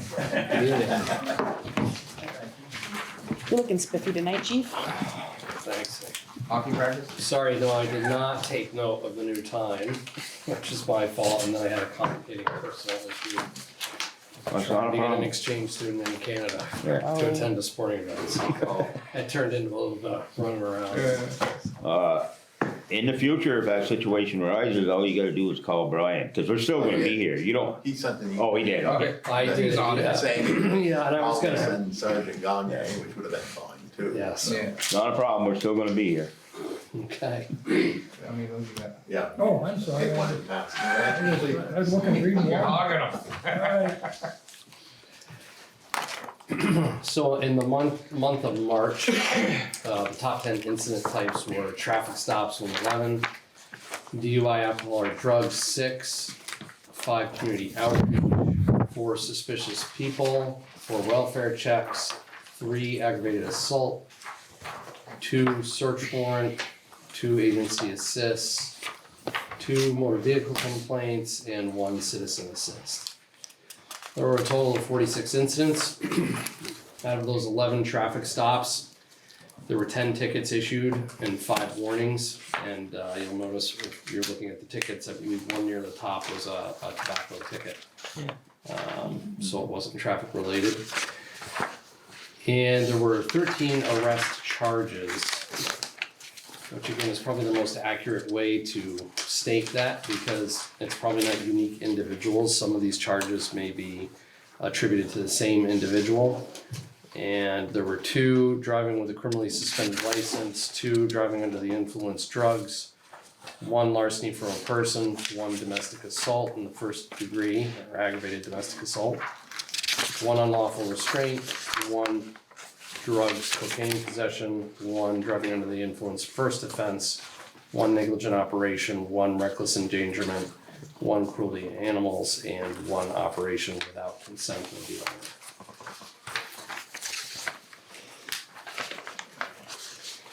And you will notice, just so you're aware, I did look into this preemptively, but on the tickets, you'll see some of these, again, the location looks odd, and I still don't know why the system is doing this, but it's populating the operator's home address location rather than the Then location of the stop. okay. Yeah, and then for example, another one, where is it here, was, it says, it might be this Alberg one, but there was one on Alberg Springs Road. But the officer initially made the observation back on 78 and just couldn't stop the vehicle safely. It was an ATV and followed it all the way out and then initiated the stop up on Alberg Springs Road, over the bridge. So you'll see little things like that. But.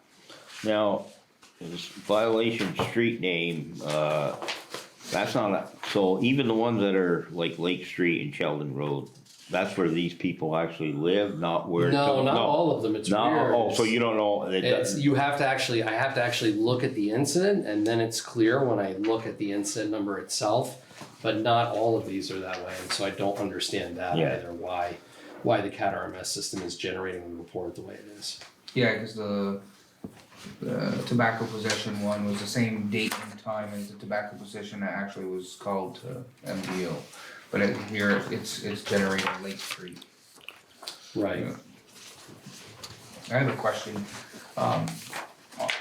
All these calls to 175 Thunderbird Drive, 1, 2, 9. 3, 9 of them.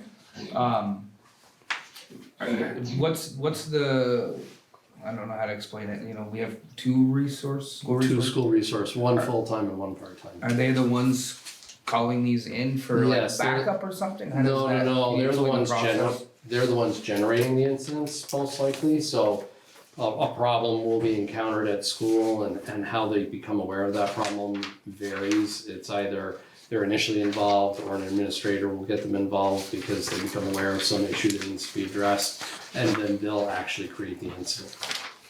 That's the usual course of action, rather than, say, for example, a call to 911 or to the police department and then initiate a response. Okay. But they are, I mean, they're pretty busy up there. Yeah. Yes, they are. Now, the Thunderbird Drive ones, That's the school, yeah. but that'd be like during the day, right? Most of that would be during the day, Yes. so that's not really even on our, It's outside. it's just yeah. that it happens to be in Swanton Town, that's why Yeah. it comes off there, okay? Yeah.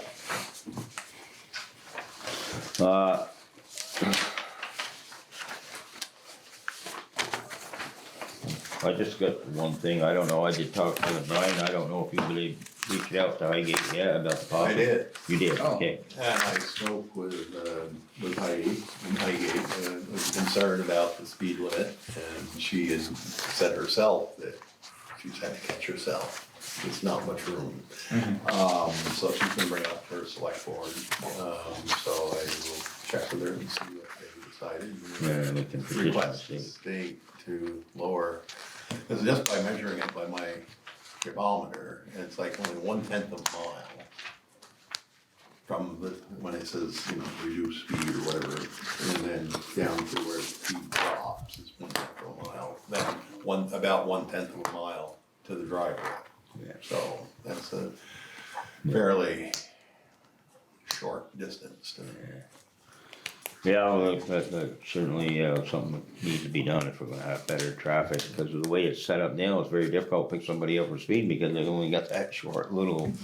Yeah, and when I've actually, I have asked the officers to focus on that area more, and so in addressing that with them, they said that a lot of times they will turn around and actually face the village, so they're picking up vehicles coming out of the village at the speeds that they're Yeah. stopping them at. Yeah. Which is a little more reasonable Yeah. in my mind Yeah. as far as enforcement goes. Yeah. Than kind of the gotcha type of thing where the Right. speed drops so quickly and you're just not paying attention, going about your business, and all of a sudden. Yeah, you're like getting some stopped. towns in other states, they get short on money, they just, they send them to the judge that lives down on Main Street.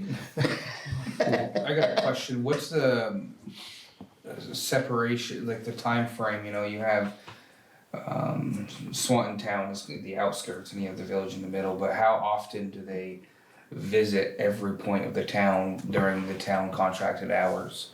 Or, because just from my observation, that seems like they kind of sit in the like West Swanton area majority of the contracted hours.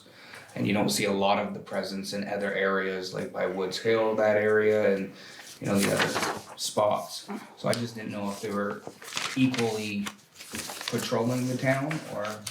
That's a good question that I will have to seek more clarity from the guys working overnight to see if they're doing that and how they're breaking that up. I mean, I know we've done details in different areas before where there have been issues that have come up and specifically focused on those areas, but as far as okay, this is a random patrol basis, what is your plan? I'll have to speak with them. Alright, thanks. Alright, does anybody else got anything for the chief?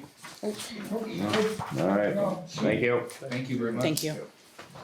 Good job as always. You got good publicity in the paper the other day. I don't recall which paper I was reading. The messenger? Was it the messenger about all the drug arrests? Yes. Really good coverage. Yeah, there have been quite a few, and there is, I mean, you can't understate how the drug activity is related to all the other crime, and we just had, for example, detectives from Massachusetts State Police up visiting us because of some of the people we had contact with were engaged in high-level criminal activity in Massachusetts recently, so they were up looking at the information that we had developed, and we're working with them, sharing information on the case that they're So working. really, it shows the public what you're doing. Good job, so. Okay, thank you. Thank you. Have a good evening.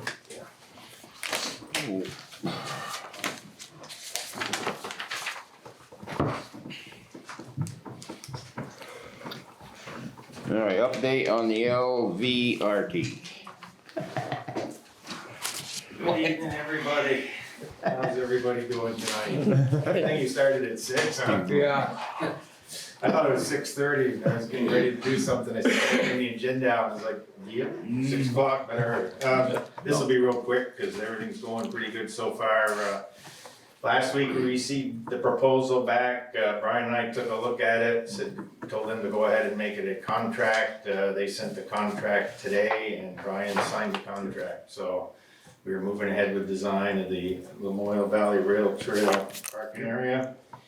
I'm gonna see if Brian's available next week on the 11th at 1300 to do a, we're gonna do it over Zoom at the first meeting just to get it actually kicked off, but we will get this project going. And you asked about a timeline. Right now, what they put in their proposal, basically the final plan development and construction contract plans wouldn't be done until January of 2024. I personally think they'll be done a little bit earlier than that. But then construction season won't kick off till early 2024. The one thing I would ask, and I'm gonna talk to them about, is I still think we should consider, if the highway folks have some time, is to do some clearing on our own, just to help keep some of the construction costs down. Not interfere with any of the other work, but if they're slow and it gives them some good training out there on some of their heavy equipment, then I could see a benefit doing that. Just get us a better. Right that, Brian, we mentioned it when Kevin will be at our next meeting. Mention that to him, see what he thinks, what the possibility of getting that helping is. That's all I have. That's all you got? Yes. Who are we contracted with on this design? VHB is the design firm. They have an office in Burlington and a few other offices, but VHB, And how much was that contract for? just over 50,000. Just over 50. There's your copy. Excellent. Thank you. $50,255. Alright, now, I'd like to get an update on our new website. Okay, well, the website is progressing. I'm still going in and cleaning out pages on our website I didn't even know that we had. Yeah. They were deep in, and we're getting rid of those. We're now at the point where we're not gonna be meeting, where we don't have to meet every week. They're gonna be doing their thing. They did send a mock-up, and I don't have a way of showing it. But it's a very attractive site. So far, it's gonna lead off with a picture of the swans, of course, in the pool. And then they'll have town, village, the button. Yeah. But then they have, Swanton Village, then Swanton Town, the community, or the government, communities, the services, and it's all listed, would be listed alphabetical order now. The services would be the joint shared services such as police, Yeah. fire, rescue. Yeah. And so we've put down a list, all of us, of what we want included. Which is pretty much all the information that we have on our websites presently, but in much more organized fashion. We are, I have asked Tanya to serve as part of the committee, because she's pretty astute with computers and whatnot here in the office. And she's been, she's been very happy with what we've been discussing, and she agreed with it, it looked like the design looks good. So, yeah, it's going along fine, there is going to be, no meeting this week, we'll probably have one next week. They're hoping that by late summer, it should be up and going. And that includes a community calendar on the new website? Yes, a complete community calendar for town, village, what's going on, it just has the month and then what's going on. And that would, when you're talking that calendar, I assume you meant recreation events? Yeah, everything. From the Everything. library Everything. program, Yep. all that The stuff. Abenaki, Yeah, the everything. Swanton Village Auxiliary, the Chamber of Commerce, Okay. everybody. So it's just that we have to get the word out to all those organizations that they have to submit their information, otherwise, Yeah. but So there is a draft already going around and Mr. Sheets does have that and I will forward it to you tomorrow as well. I guess as long as when they're coming up, with these people that are gonna be able to put their stuff on, we want everybody to be, are they gonna put it on directly, or is it gonna go through somebody No, to? it Has to go through somebody. One of the administrators of the Okay, site. yeah, just in case something radical, Right. right, Yeah. that's my only concern. Yeah. Yeah. Well, deny people access. The other thing is, are we gonna be able to send out, I wouldn't call it alerts, but maybe notices? If people wanna sign up to receive notices, the same notices you might send to the select board, I mean, not like Oh. the meetings, planning commission, development Yeah. review board, anything that's going on that would require public input, meetings and stuff like that. I'm sure it probably could be added, I certainly can add. Just sign up with your email and stuff, and then Yeah. whenever something, you just post it, they'll Yeah. send it to everybody's They'll email. send it, yeah.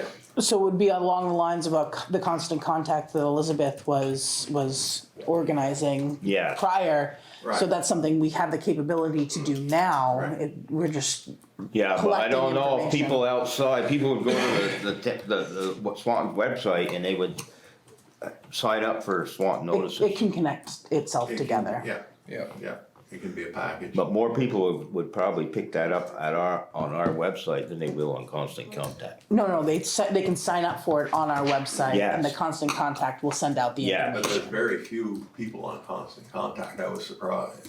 Oh, 70 almost, I thought. Yeah, Or but less. I thought it was, Well, how does anybody know I they was- can do it?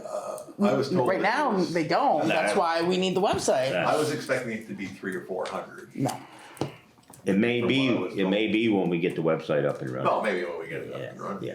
yeah, I think you're gonna, because it'll be easier for people to access Yeah. that Yeah. than it is now. Are they gonna set up anything, and this should be Steve, somebody in charge of that, for economic development? Yes, there will be economic development page on there, it's critical, but it comes for Yeah. both the town and the village. Yeah. So yes, that will be in, because right now, economic development, and I had forgotten about this, had its own website. And that's gonna be Gone. taken away, Yeah. it's gone. Yeah. So yes, there will be, a page for economic development with all the contact information and what have you, so, yep. Is it possible to get a preview for the boards? Yeah, I can ask them for that, in some manner, well, we should be able to put it on the screen here. Yeah. And, see, they have the mock-up, but, it's a little bit difficult, it's not live, Yeah. so it's, but I'll try to get one for the next meeting. Okay. Is there anything else? Oh, I'm just standing up. This was- You all set, Nicole? yep, Cody? Yes, sir. Alright, then we'll move on to the library. Okay, we've got more elevator problems. It's not really the elevator, it's the sub pump. Again? It's, the problem is the float. You get so much sediment in it, it sticks. And, it just happened to stop the day that the elevator inspector was in there, so he's failed the elevator again. And I put in a call to Otis, as much as but I have done some checking.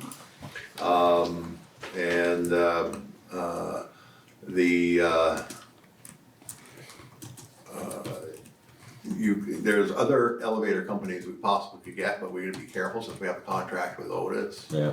So I gotta get a copy of that contract and read what it says about employing outside. And then we gotta figure out how to fix the The sump flow. We don't, the sub pump is less than a year old, Yeah, or just about a year old. It's a heavy duty, it's like basically a sewage pump.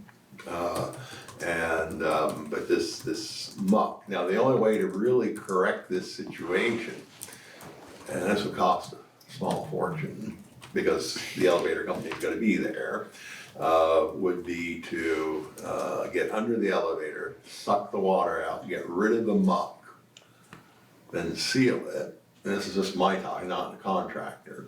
But that would take quite a number of hours at the cost of that elevator tech being there.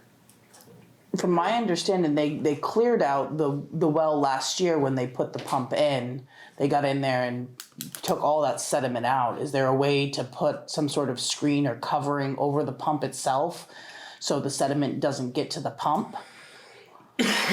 Well, it's pretty fine sediment, see, so the screen, I'm not sure. where's all that water coming from? Just out of the There's ground? nodules, yeah. Yeah, it's just. Yeah. So so we gotta figure that out. We get the pump fixed.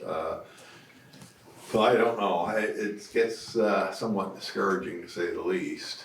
Yeah, it certainly is. I mentioned this to somebody who was involved with maintenance of other buildings on the road, Okay. and was familiar with elevators, but was not certified himself. He says, well, they put the wrong type of elevator in that building. I didn't know there were different types of elevators. There's no cheap fix. I mean, it's gonna cost some money. We don't even know what to do. You're saying clean that out, Nicole says it was cleaned out the last time when they put Right, the but every pump time in. water comes in, more No, sediment. no, I understand. No, we didn't go down. No, can we? Oh, I suppose we, Well, you can, Yeah. we can, because I did with Kevin, but you can't go in there. Yeah. You just look down from above. It's fine. I think what happens is that, okay, the steel frame of the elevator, the I-beams, have rusted. And so when the water comes in, there are some of the sediments coming from. it can't be that much, so not enough to plug. Not unless it don't take much for that float, but you would think if you got a heavy duty sump pump that they use for sewer, it would be able to deal with sediment. You would think so. Something Yeah. else is causing it. And there's like, I have a little bit of experience with sump pumps, and something else is gonna be causing them. Yeah, something, it's gotta be. I don't think it's a rust from that, because, I mean, Swanton's notorious for having. So we can't go down, we can't get somebody to go down and look at that unless the elevator people are there. Right. That's what makes all the scheduling such a pain in the ass.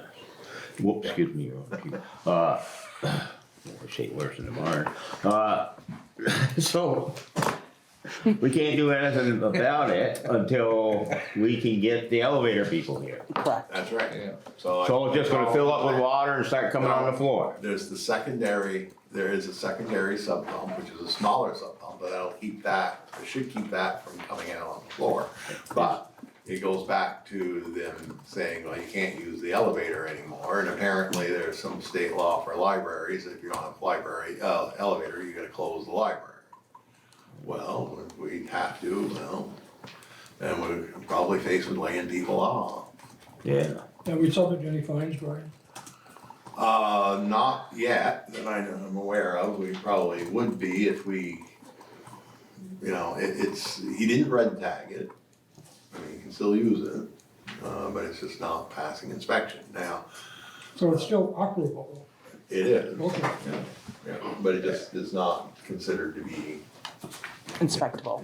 inspectable. Now, I've been in state buildings where they have been out of inspection compliance for over 2 years.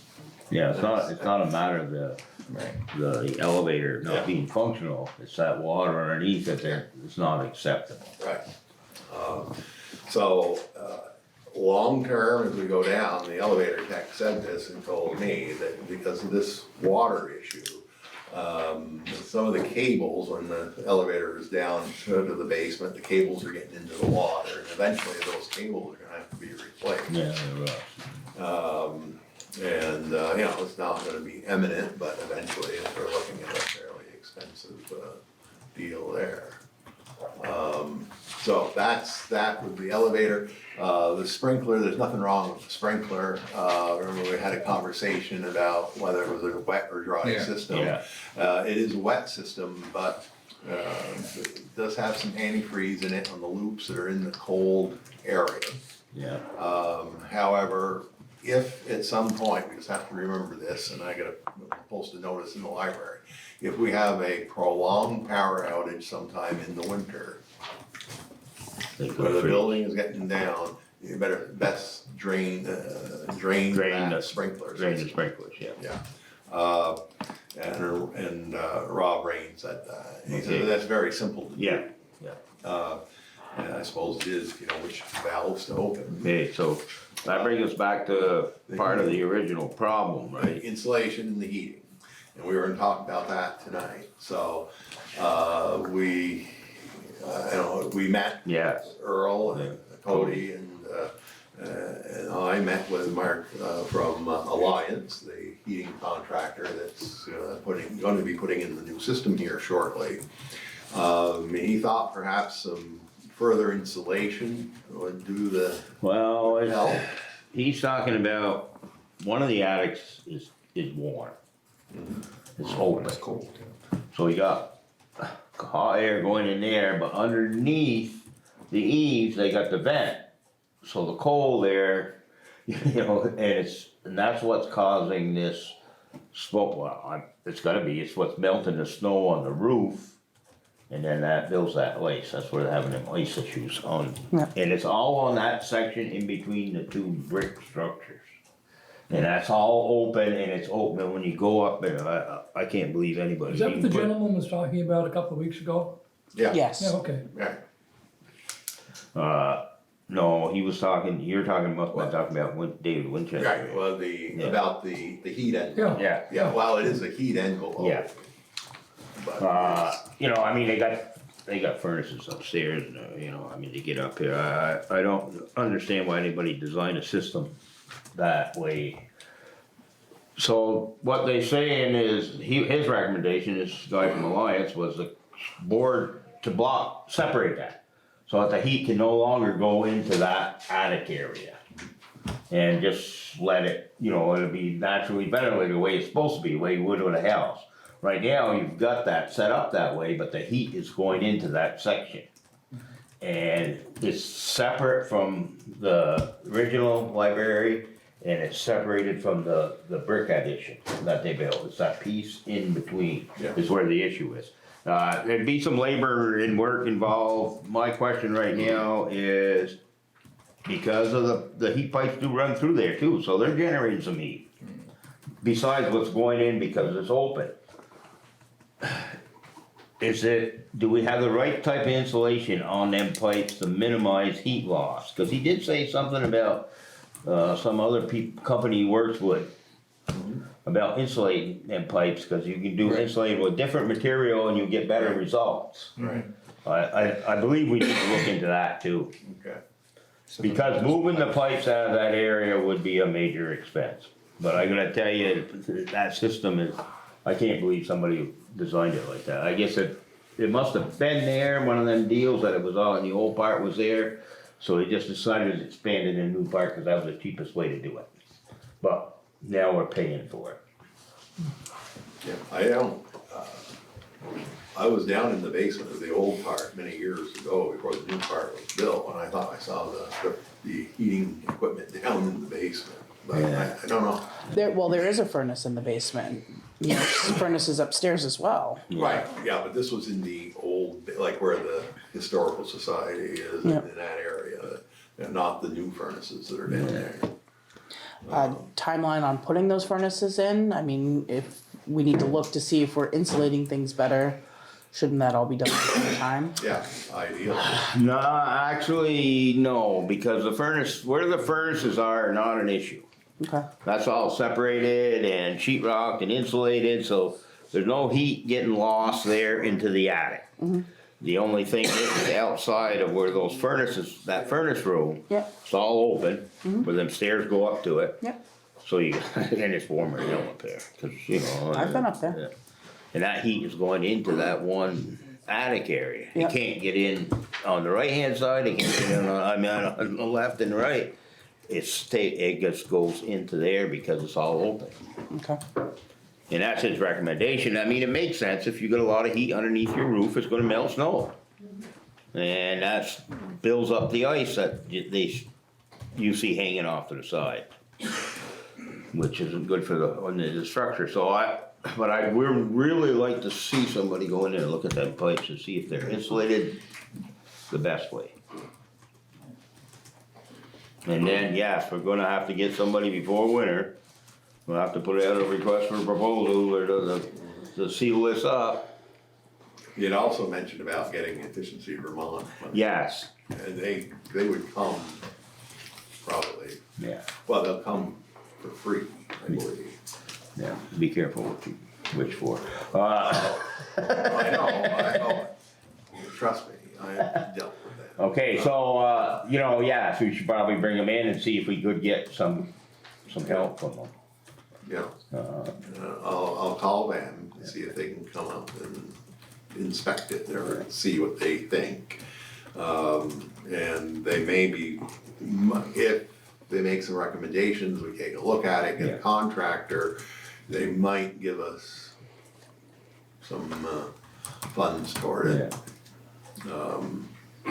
But I'll believe that when we get the funds. Yeah. So, Use light bulbs, probably. yeah. Timeline though to put the new furnaces in. That's on still schedule, April, whatever, as soon as we May. get warm We're weather. waiting for the warm weather, yeah, but not the hot weather. Yeah. It's where you can do without the furnace. Totally heat would be gone, so everybody would be comfortable, and then get it done before the hot weather comes in. Cause I wouldn't wanna be working up there, So end of April, beginning of May. probably. I would say so, would think yeah. so, yeah. I mean, once the weather starts warming up on a regular basis, Now what about the plumbing issues with the library? Okay, well, the plumber was there the other day, he actually sent his help, a young gentleman, right? Who basically checked to see what was wrong with them, and he came to the conclusion as that the plumbing, the toilet upstairs was plugged, which we knew. And then that he'd never seen a toilet like the one down in the basement with the pressure system. yeah. So he was gonna talk to Alan Pigeon, have not heard back from him, so I call him again. But this is just, I feel like I don't you've been without them understand. for months though, that's why well, I don't understand what's going on there. If there's Yeah, a problem with the vents in that system, I don't know. Cause that upstairs has been plugged, it's not the first time. No? I don't know what the problem is. And I don't know what the problem is down in the basement. I just wonder if there's something wrong with the venting.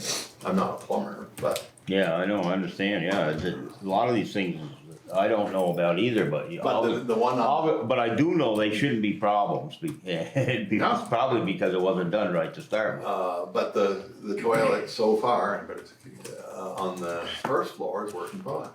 That one, no bother at all. Right. My thought is though, is they've been needing repair for quite some time and they're still needing repair. They need to be repaired. I'd like to see a timeline on how that's gonna be Well, resolved I would quickly. too. But we're on our third plumber now, is the problem. Do we have, someone had mentioned before, we only have certain vendors that we work with. Is there an opportunity to expand that, list? So we don't have to, if we're having bad luck with the people that are approved, is there a way to look into different people? Well, yeah, by calling, that's what we did this time. And I've All the called, things resolved. I've called and left messages, Yeah. so. Yeah, they came, they looked, that's the problem, we knew what the problem was. Right. And they didn't post a way to fix it. He didn't know how to fix it. Oh, He was just It was like a a young, helper or whatever, Yeah. like an apprentice. just to figure out what the problem. But in the meantime, they're suffering without facilities, so And for the amount of traffic that goes through the library, I mean, they need operational plumbing. So something's gonna be done sooner than later.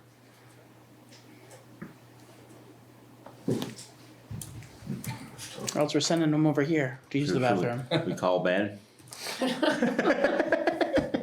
that's top cross. Well, I guess we're gonna have to try to find somebody, so the ones that you sent in here didn't melt to anything, right?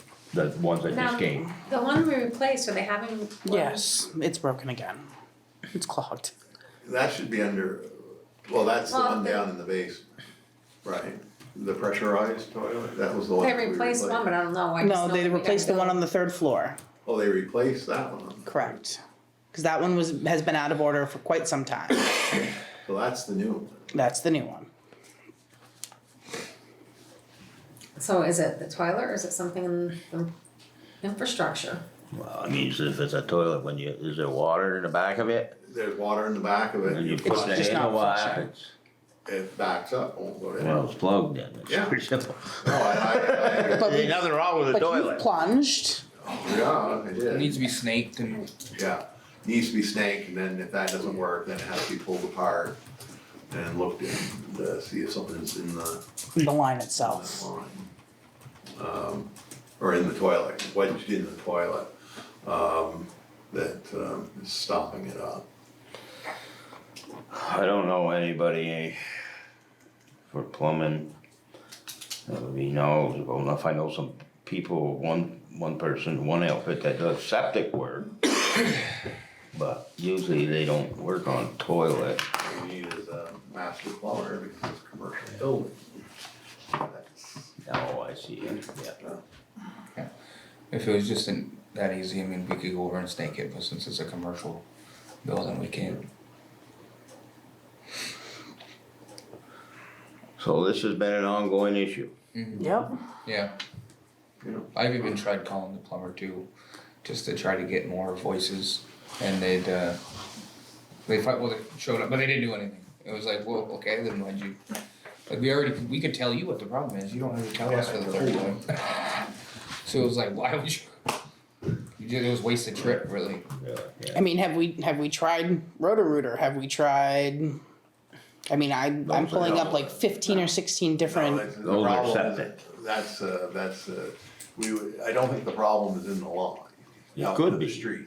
No, not in the street. I think it's in the building, That's yeah, what in the Roto- building. Right, Roto that's would right. do. If But they're all the offering toilets. basic plumbing services. They've installed faucets, garbage disposal, showers, toilets. Is there any other local ones around here we haven't tried that are pretty reputable?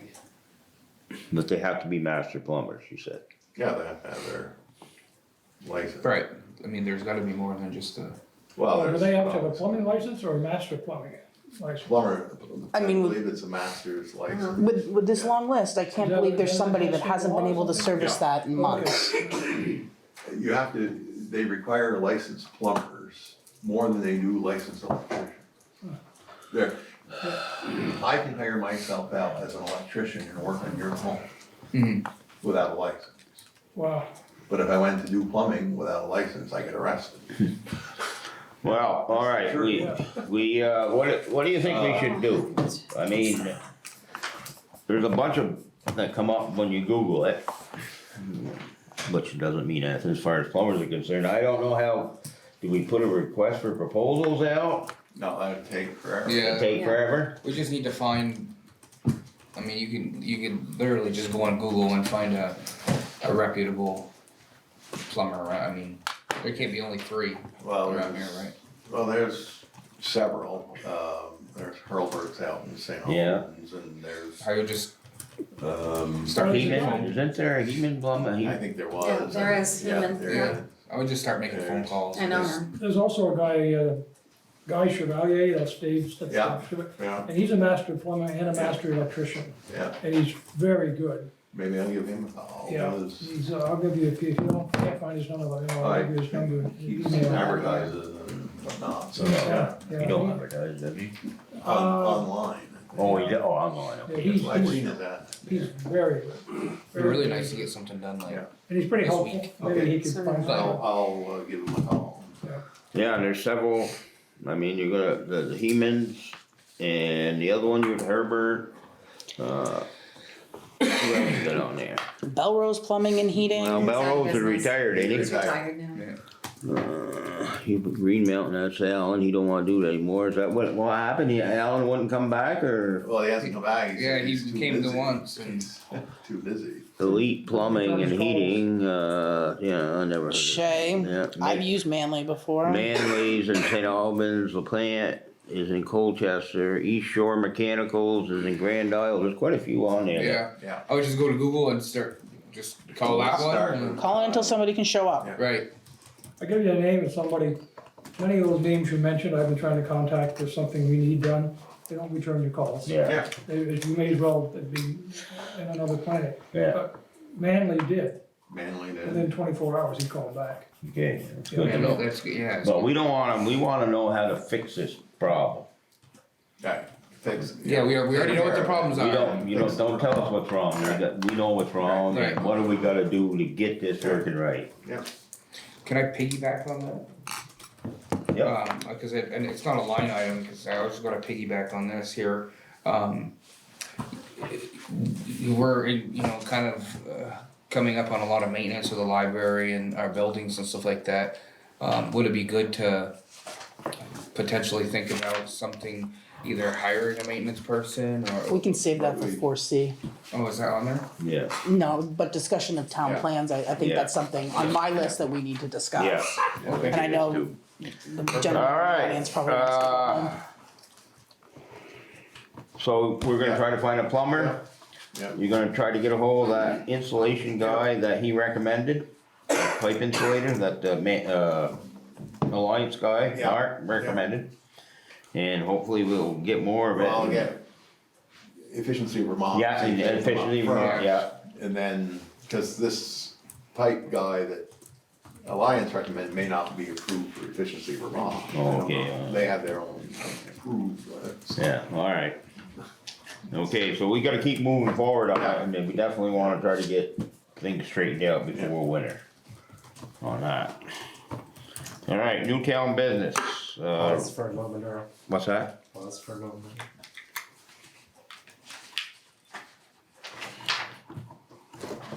New batteries. It'd be like Nixon's 18-minute tape.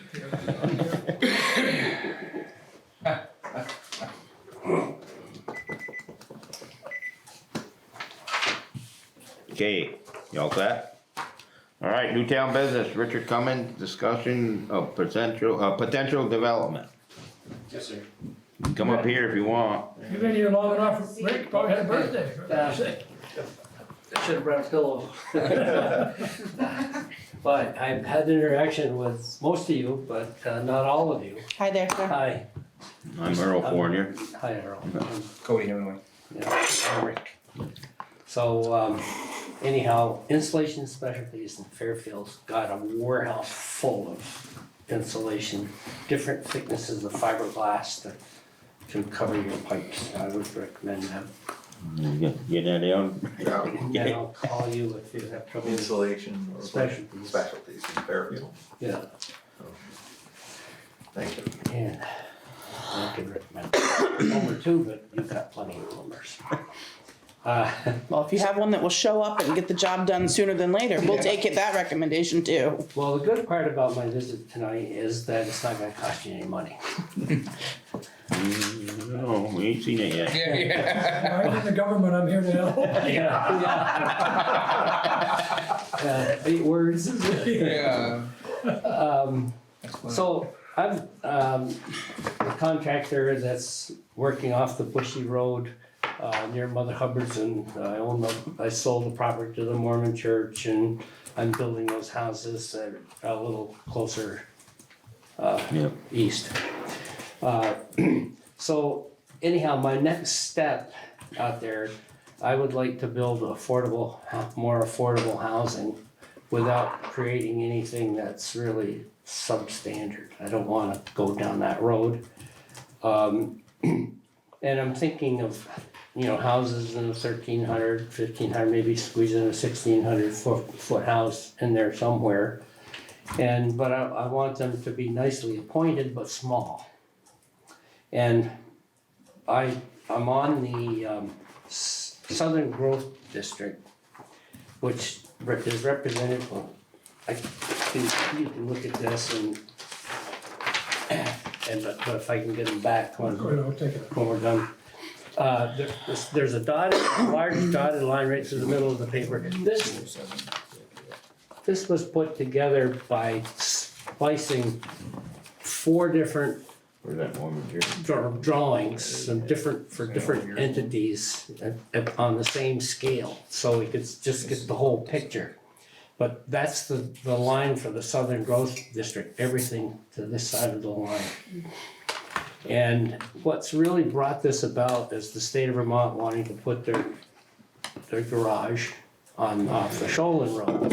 Which is here, correct? Yeah, right here. And this is where This is where Your interest. I'm at. I got about roughly 25 acres over here. So you're. Some of it's divided for commercial lots, and we haven't had any commercial because they like water and sewer.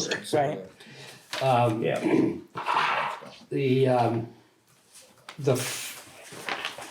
Because for my start of the development would be outside the growth district, but adjacent to it.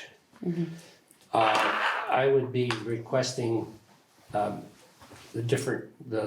zoning that's similar to the usage of the growth district for here in order to get me started. And I'm proposing to put a road in all the way to the Shoalin Road over here, so we can get rid of the cul-de-sacs. The highway department hates them, the fire department hates them, the contractor hates them. We all hate cul-de-sacs. So if I can do that, I think that would be a good step. But what's really driving my visit here tonight is I think it's valuable to the town of Swanton, as well as myself, to put in a water, an 8-inch water line up through here with 3 fire hydrants. And I don't want anything for it. I don't want anybody that wants to attach to it to have to pay anything to me. Just, here it is, use it, it's gonna be good for Swanton.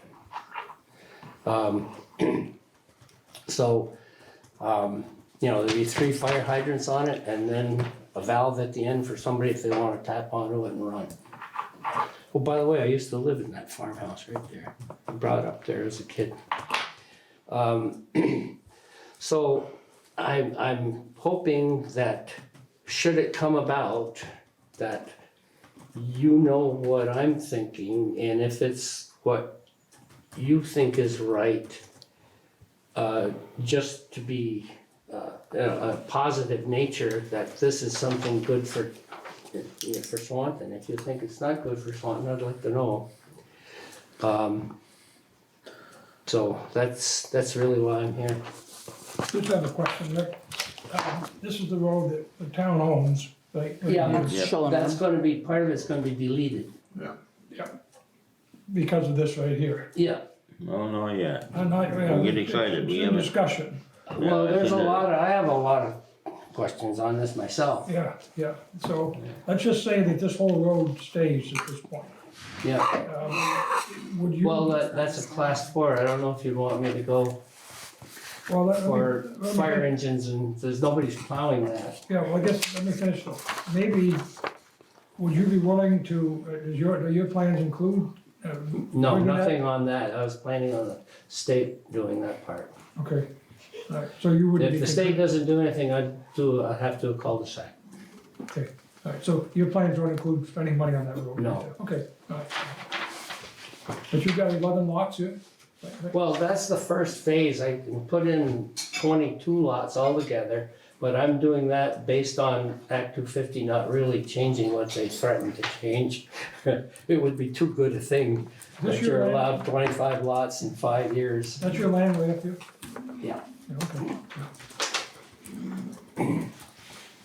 Now, you can only go so far.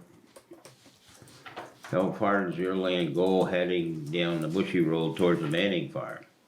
It goes part of my land's on, the brook runs through it. Yeah, I've got 48 acres of wooded, hemlock, but it's classified as a deer yard and it's wetland, yeah. so I can't go in there. So these are basically the open meadows left behind the church. Left behind the church and around this other wooded area, Yeah, which is also another wetland. and what about this parcel? That parcel there can be developed for commercial. I have one lot right here Okay. that's commercial lot. Alright. So you're gonna pay to put a water line? I'm paid to pull water line it and make it available to other people. Where would you connect on there? Say again, Where would please? you connect on? Down State by the garage. state garage. Oh, okay, all right, okay, good. But the unfortunate thing is the state in this diagram is not bringing the water to the right of way. And it's important they come to the right of way. But that's St. Albans City water.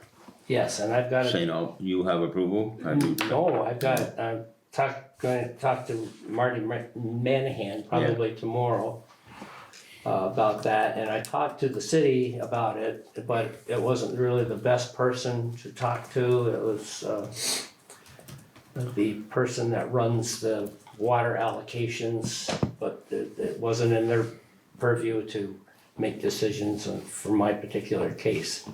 But there are other instances of private enterprise, like the Champlain Country Club, that has city water. Yeah, They just bought an allocation and, that's the way they did it, and that's what I'm hoping I can get done.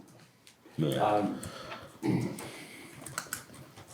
But that's all going away, isn't it, with this magic? It's going away in formula that it has? 2024, but this is 2023.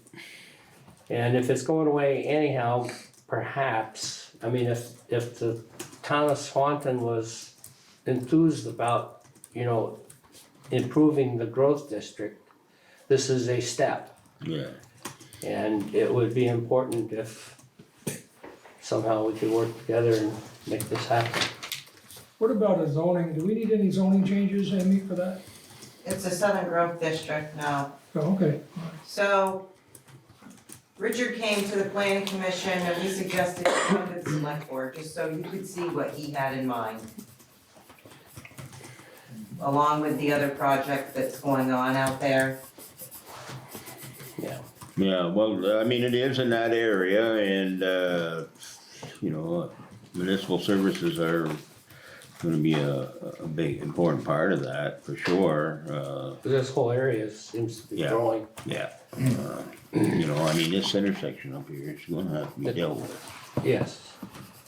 That's the only problem I have with, this is why we're saying that the state might do their access road here to access all this, that's fine. Yep. But then it won't be state road either, that would have to be a town road.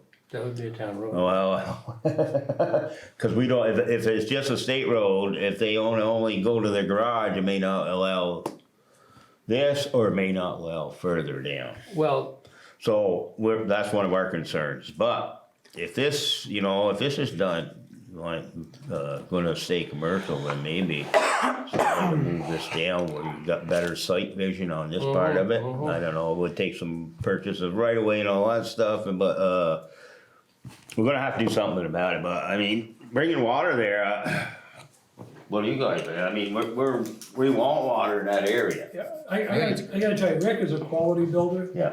His projects are neat, they're impressive.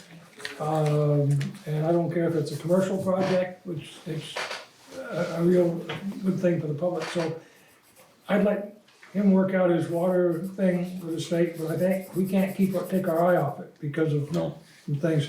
But I'm glad that they asked you to come here, and I've always been impressed with what you do, so thank you. hopefully we can make this, I don't know what kind of input we have, Amy, but we can make this thing, give you our support. I give you my support, I can't speak for the board. Well, you're driving what goes on with the other project, Yep. so.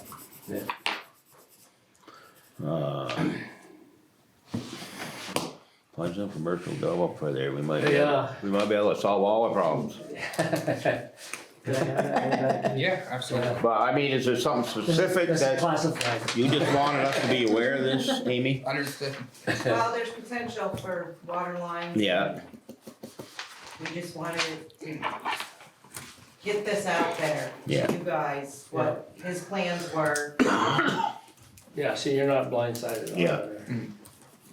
I'm pleased to see you out there. Yeah. Yeah, Yeah. Well, keep us informed of what, you know, how things go with, Yeah. with St. Albans And and the- stuff, and, you know, we keep, yeah, cause it's definitely, And that's the area. thing that helps the town too is the being 2-bedroom homes. Yes, I think it's, We're not gonna be loaded with a lot of children. I mean, nothing wrong with children. Well, We all were at one You're looking to build for people who don't wanna leave the community, but their homes have gotten too big and they wanna downsize. I could sell 6 lots today.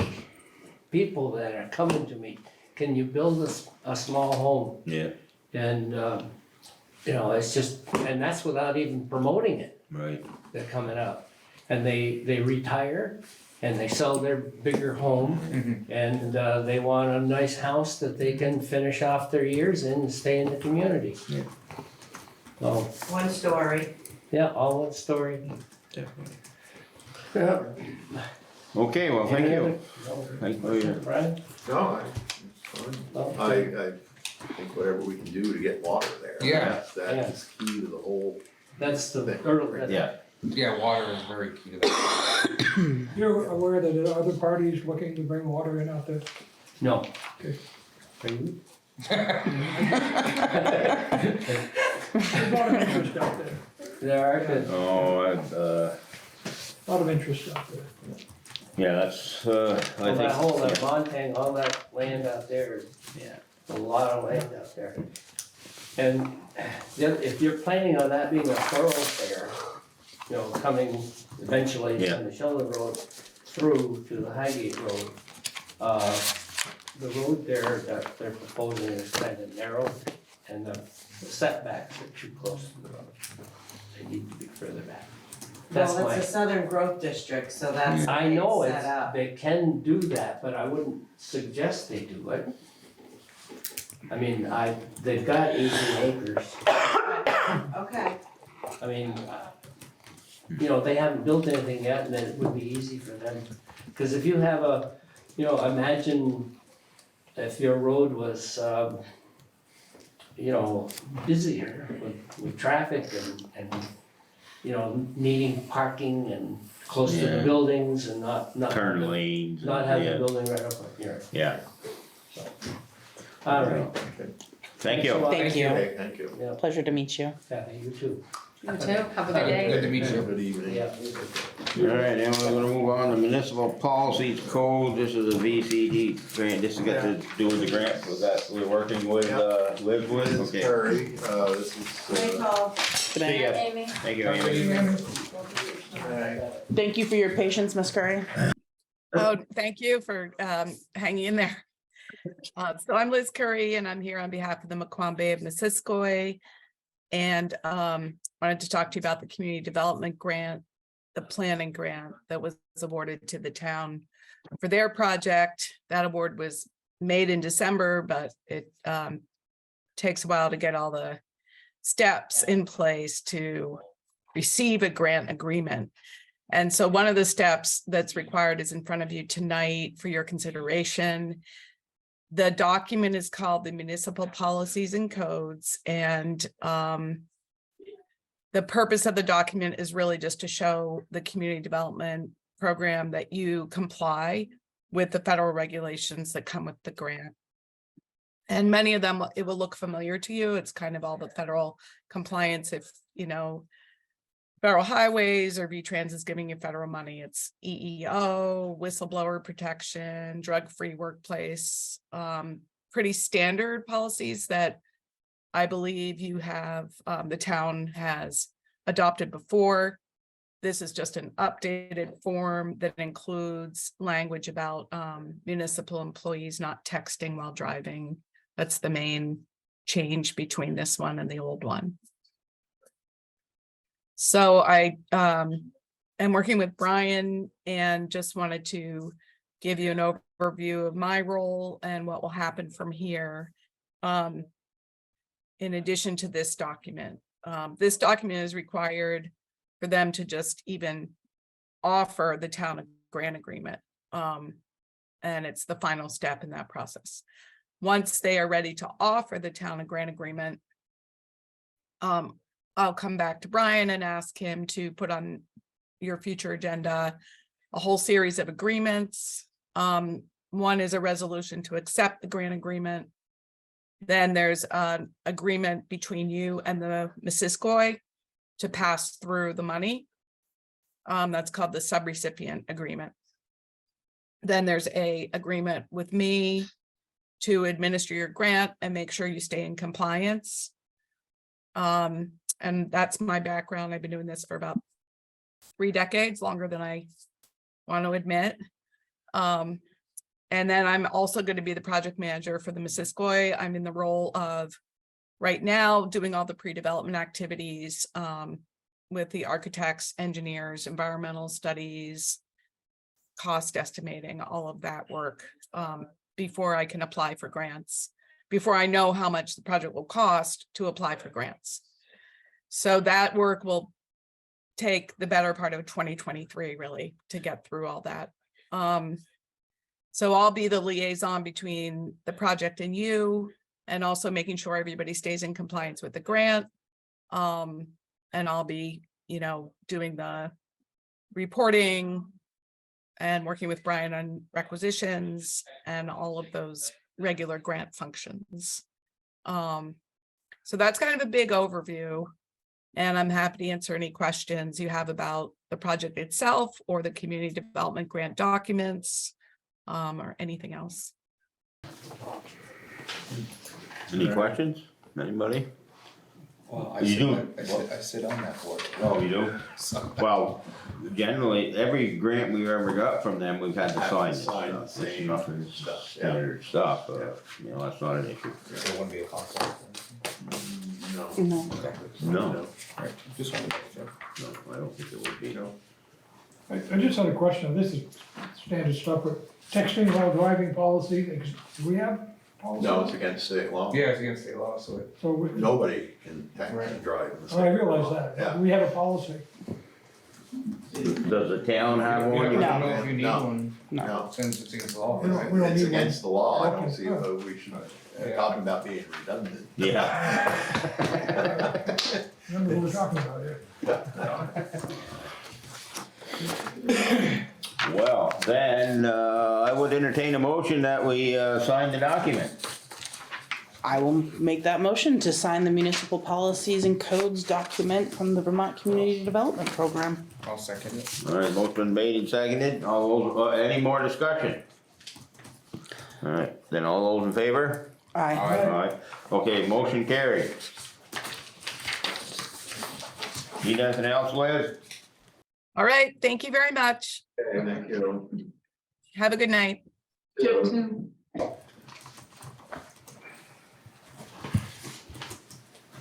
Getting over here, huh? Okay, now we finally get down to discussion of town plans and activities for 2023. Oh, sorry. So,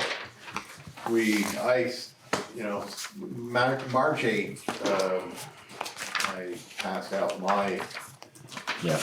list, which, just to update, the closeout of the Weaver evaporator is going to happen at 9:30 Thursday morning, finally. We've prepared and executed the police contract. We've had the joint meeting to discuss police contracts going forward. The bids are out for paving. I have not reviewed the highway matters with Kevin and the new road commissioner yet, but that's gonna be working. Kevin, we're gonna take a ride up to look at the Sweet Hollow and whatnot, maybe Thursday. This Thursday? Maybe, yeah. Okay, I might be able to do Thursday, I think right now Friday would be better, but I don't know what the weather is. We're closed Friday. Oh, that's right, Good Friday, keep forgetting that. Okay, so it'll be Thursday, let me know, I probably Yeah, can, okay, it'd be, after the 9:30 Yeah. appointment. Let's see, interview, I have it later on, we have hired Christina Candles to be the applicant for the administrative assistant. She will be starting on April the 17th. She's a resident of Sheldon. She has worked at Porto Brothers in Sheldon for about 6 years, where she's been sort of like the office manager, Gal Friday. I have actually been there and seen her working, doing about 4 different things at the same time, very cheerful and pleasant. So she's looking forward to working with us, and so that's pretty much where we are with the stuff there. Then continuing work on new website, sending out, we're trying to get the RFPs out on 4th Street. Country Club Estate, Robin Hood Drive had a meeting here for the stormwater permits last Friday with the engineer and the homeowners association of Country Club Estates. A little crinkle in the ointment, I didn't realize that there are 2 homeowners associations. Country Club Estates was actually started in the lower portion as you go up, but where the townhouses are, that's a separate homeowners association, and they're the more active one. Whereas the lower portion, Joe and Margaret Moncomb, they're inactive, but they have to become active. Robin Hood Drive and that Bushy Street area, never had a homeowners association. That could be a problem, because the state says, well, they have to have a homeowners association. Well, you never had one, what are you supposed to do? So the engineer said, well, he's gonna check with the state, he's not necessarily worried about that. And then the rest of the stuff is ongoing. So that's what I've been up to. And then if you want to contribute toward any more on that, or what your ideas were. I sent mine in, do you have it? I sent you a long you did. email. We're having a problem with your email, and I was in there today looking at it. Okay, so did you send it from Strategic, or Yeah, from your, I received it. Yeah, a couple weeks ago. I did too. okay, well, I'm gonna, look, maybe I'm having a problem with the email. Well, when we do this new website, but that's not gonna change email, Email will not change. because I go to Microsoft Office, I think that's what it is.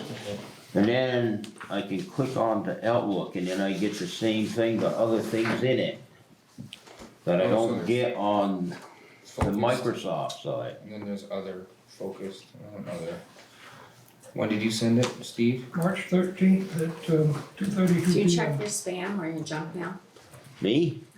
Yeah, it could be in your I spam don't or check something. nothing, but I don't Did you even know say what it March is. Well, it might be going You there. received it, Brian, because you forwarded it on to us. I did. Yeah. Yeah, you forwarded it. Steve has sent some ideas on planning suggestions and wanted me to share. I sent this to All right. Brian, and I said, I don't know what the protocol is, so That for a send second. it out to everybody. Oh, yeah, okay, yeah, sorry about that. Yeah, she did, I did get it. and I think Steve, with, the idea that we were gonna focus on getting something done in that southern growth, planning done, planning. Because we don't, we gotta get, and I think, something along the lines of maybe some kind of generalized master plan for that area, where you might have housing and different types of housing, then you've got your industrial area set aside, and then some kind of commercial area. That's what you were thinking of, Steve, right? That's on the list. Multi-use area, Yeah, but we've gotta come up with some kind of master plan. yeah, and it's not our land. We're gonna Right. have to work with the landowners. Yeah. I think they're all pretty cooperative, but there's 2 other parcels, and this goes way back, when I was on the Franklin County Industrial Development Court Board. Right across, as you go down Jonigan Drive, Yep, right across, they got the buildings where, Rolly used to Yeah. be. Yeah. Right across the street, I think there's 8 or 10 acres in there. yep, That was all purchased to become industrial land. Yeah. somebody at the state with a stroke of a pen called that a wetland. Wetland, yeah, been through it, yeah. And it's not, my thought is, what, can we get a piece of that? Maybe we can mitigate something and get a piece of that land up by the road. It's a great piece of land, I know it goes up and down and around, but that was one of the plots, the other one is up beyond VPT. And I don't know if they own that land, that remaining 4 acres, but I think that was called a wetland and deemed unusable. Well, that was where the Challenger Center was going to go. Okay, so, And I don't, and there was no mention at that time, and we're talking. No, I don't think so, Steve, I think that land is, prior converted land. I'm pretty sure. yeah, but anyway, I'm just thinking, maybe we could get Tim Smith come in and we could talk about these particular 2 parcels. Because they're right there, water, sewer, roads, Yeah, that's always, entrance, yeah. egress, something like that. Anyway, I don't wanna go into this thing in all the detail. Yeah. My thought is, as I said in there, we need to create what I always call an annual calendar of events. Brian's got a lot on his plate, we got this, I think everybody's got some things to send in. You basically grab so many of these each month, and you put them on your calendar. That way we don't become overwhelmed, and try to assign a cost analysis to them, very brief. And then, maybe it's a 3-year plan, we look at some of these, and next year, some of the year after, 1 year falls on, another one goes off, falls off, another one goes on. And then we have some order, and I think it'll be a lot easier for Brian and his staff, rather than trying to absorb all these at once by running around with Yep. some kind of a fire drill here. So, that was the other part of my suggestion, is maybe a little more formalization to the longer plan. And we, Joel said we had a 5-year plan. I didn't know that, how would I? I haven't found it, not to say. It was, there it was when he was on the select board, the Right. select board had created a 5-year plan at that time, Right. so it's probably obsolete now, but I mean, moving forward, I think as organizational, you know, it'd be good, especially if there is more turnover or, you know, people coming or going, it will help align Right, what the select board's working on, so we're not sitting at the table like we were tonight with the MBU sidewalk and have no idea the history or whatnot. We Right. can look back at that 5-year plan and say, okay, well, this was accomplished year 1, 2, and 3, this is where we need to be 4, 5, and then potentially into a new 5-year. I'd like to see the plan, to see if there's some things that we didn't even think about, or maybe some things that we've already worked on, but just kind of a tick and check to see where we are on that. I look for it. Yeah. Well, so on that note, I've gone over the things that we've talked about since I've been appointed to the select board and things that haven't been addressed and or need to be readdressed, and that's what I've made my list on Sure. for today. Okay, go ahead. Things like repairs to the pedestrian bridge. There's also that small building on over by the depot on the pedestrian bridge side that needs to be removed, that's still That's there. that state building, isn't it? It's gone.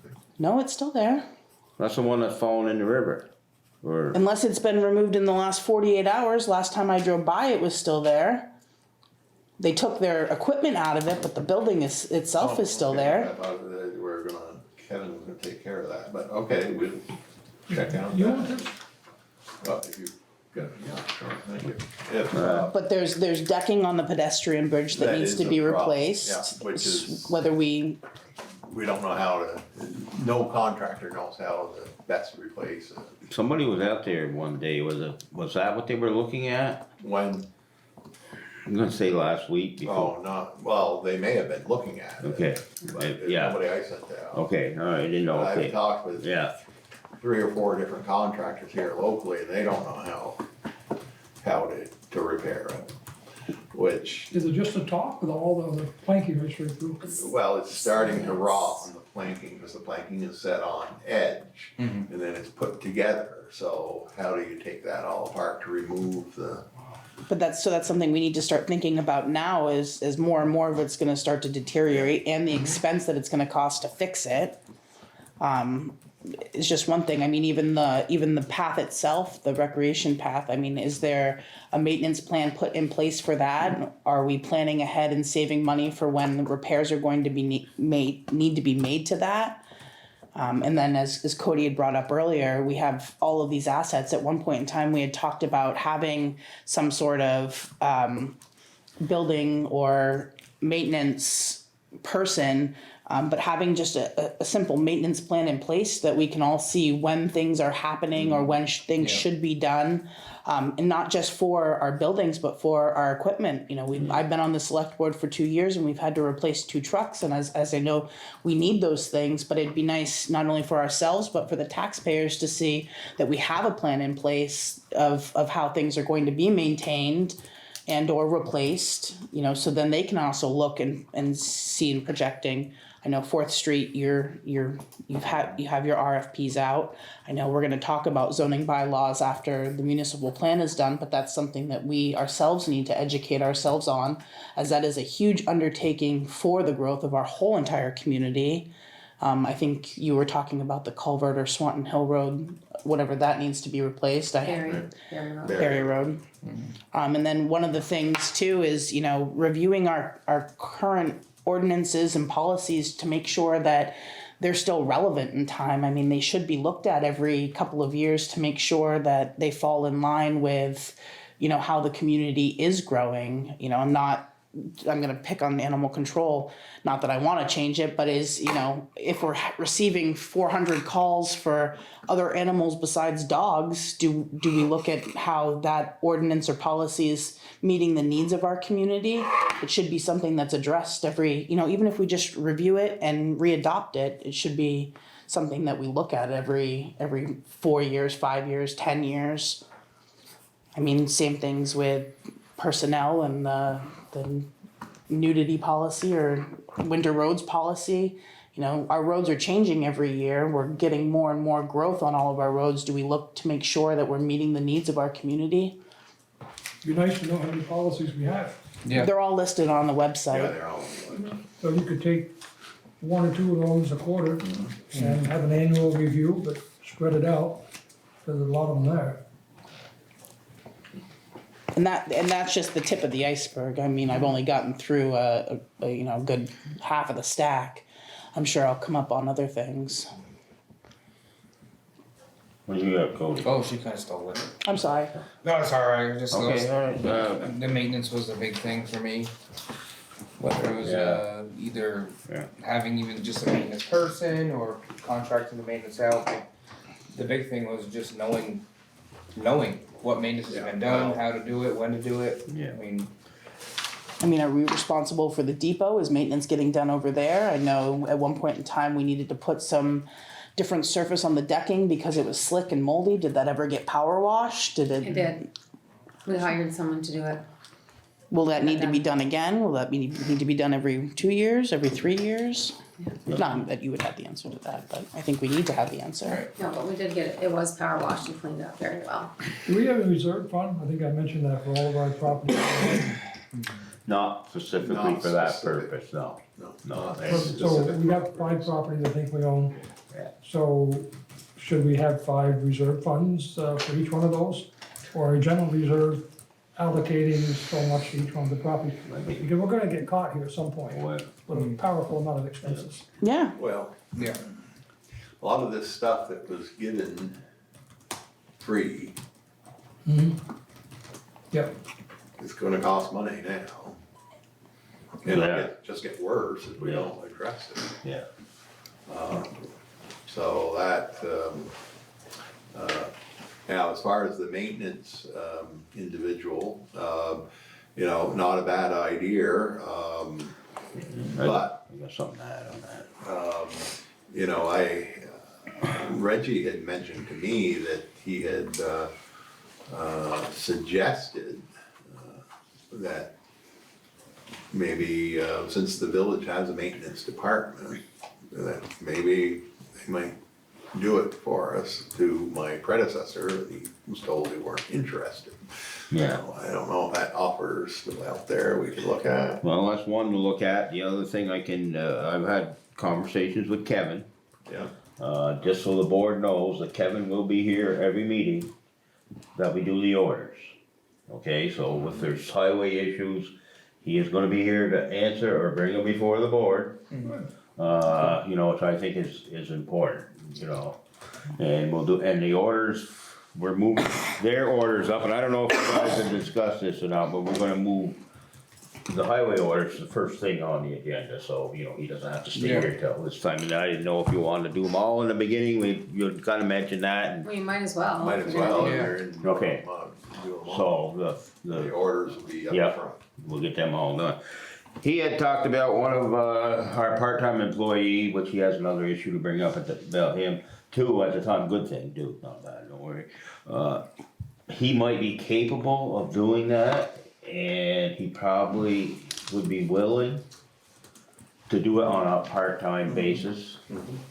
I don't know, and then you brought this up, I think we got some options there that and I believe we should start moving somewhat in that direction, you know, because we're getting caught too much, you know, with It's stuff. overwhelming too, especially when you have something like the library that was kinda stagnant for. Yeah, and you got a years. toilet that ain't been working for 6 months and we're just finding out that. As a board member, I never did, nobody said anything about toilets to me. We've talked about it at the board level a few times. No, I don't remember, I would remember a toilet, dude. Well, now you know. Extremely important. Yeah, no, but it is, I mean, just thinking about the expenses we put into this building. Yep. Yeah, and I've even asked Kathy, maybe she's got some ideas of what, you know, you guys are gonna need to do in here in the future too, that we're gonna have to start putting on the agenda, so. Having a maintenance person that might not be, we can't really afford to do it big time, but I think we can get started. And I think we need to put that on the list as something that we can possibly get going. And I think if you have a chance to discuss the offer that the village made a while ago, why not? Yep. Why not? That's fine too, At least give us some, we'll have options. I'll get together. Cause then you can with Bill, compare and see what benefits see both what kinds. they might be able to- For sure. Okay, that was it, then the other thing that we've talked about, and I don't fault Brian or Kathy in any way, but I'd like to get the information for these meetings on Friday, everything that's available. You know. That was in my list I gave Ron. Yeah. Well, it is, we did get quite a bit. Yeah, I got everything that I had, you got. You know, just to give us you know, even on Monday morning, I could live with that. Just to get a chance to look over it, then I could come, and I think the other board members probably feel the same way, we'd come more prepared with what we wanted to. You know, bring up. I'll get as much as I have got Yeah. on Friday. I run it through the scanner Yeah. and send it, by Friday, and then if anything comes in, I will just send Yeah. it. Can the police report come out earlier too, Brian? Well, I have to check with him. Yeah, have to check with them, yeah. And my stuff was sent the Thursday before the meeting. Remember I did tell you, I said I couldn't believe it. But that's perfect. I got through a look, I had a couple questions on him, you know, and instead of trying to sit here at the meeting, you know, looking at it. You know, I know some things are gonna happen at the meeting, but that prior information that we get, the better off we're gonna do and hopefully get done earlier. Well, if you try your best, once in a while it isn't gonna work. Right. You know, but Yeah. as long as we get most of it, that's Yeah. fine. Cause there are things that are gonna come up that you won't be able to do it, but most of our standard stuff, so to speak, we should have that. Yeah, agreed. Like the animal control, I got that this morning. Well, I know we can't do nothing about that. But maybe just simply put on there, have an not received report from, you know. Yeah. Oh, you just barely got it. Well, I just got it, so it's not on the agenda, we'll Yeah. catch it, we'll Yeah. catch it next meeting. Yeah. So, yep. So can you give us an updated list, Brian, of all of the stuff we've thrown at you tonight? Yeah, if I can email you my Email. list. And I don't care, it takes 60 days to get this together. Yeah. Yeah. It's not nothing that's crucial. No, and this is a moving thing too, it Yeah. can change because something comes up, but I mean, I'd like to stay focused, you know, stay focused, keep moving. Otherwise, things don't seem to get done. It allows us to be proactive instead of reactive all the times. Woohoo! I live by that. Alright, is there any more discussion on that issue? If not, it is, good thing we started at 6. Community and economic development. Really nothing new to report, other than when we talked about the website. Yeah. And I did, because I grabbed this pile, this is part of the front homepage of the website. The rest of the swans are out there. Yeah. But you got town government, village services, community. Up here are blue buttons, village, town, so if you just wanna go bang, you hit that. So that's, Is that a mail or female in there? not sure. Yeah, you wanna be politically correct here. I think its partner is over here out of view of this. But that's, and it's, right now, if you want town of Swanton, Vermont, you gotta type that all out, .weebly.com. This will be Swanton VT for Vermont, swantonvt.gov. That's it. Perfect. I like that, simple. Okay? Maybe And- people from Ohio will stop calling me. I'll tell you a story after about it. That's, we made that, unfortunately, the .gov domain does not do emails. But- Oh, I see, that's what, Yeah, that's why we keep our emails as they are for now. yeah. But I am changing, so it's Except for mine's nice. C Hemingway at, Yeah. the new person coming in, I already got an account, but I haven't just. I know you're jealous. C It's all right. handles, or first initial, last name at. Yeah. And we're trying to determine what the statute of limitations are on emails. So that we, right now, we have to keep them forever, and it's. You don't know what this is, what the requirement is. Yeah, so we could end up with a lot of email accounts, but I haven't gotten any objections from the first initial last name. Everybody who's got it, seems happy with it. Is there a way at a time that we could archive what we currently have and move towards Yeah, that? I'm gonna archive James, so then when we get the idea, or when we find out from somebody in Montpelier how long we're gonna keep this stuff. And then we can, get rid of a bunch, cause we're being charged for stuff sitting out there. And, Just do have to come down it to like a just, flash drive or something know. and store it in the vault, Yeah. and say, okay. Or just have this a is private first. server. and then, we would, then we'll start converting everybody over. But some people, like the town clerk, wants to keep hers town clerk, which is fine. It works. Yeah, or assistant town clerk. Well, what we wanna get away from is the SWSLB 44 or whoever has that.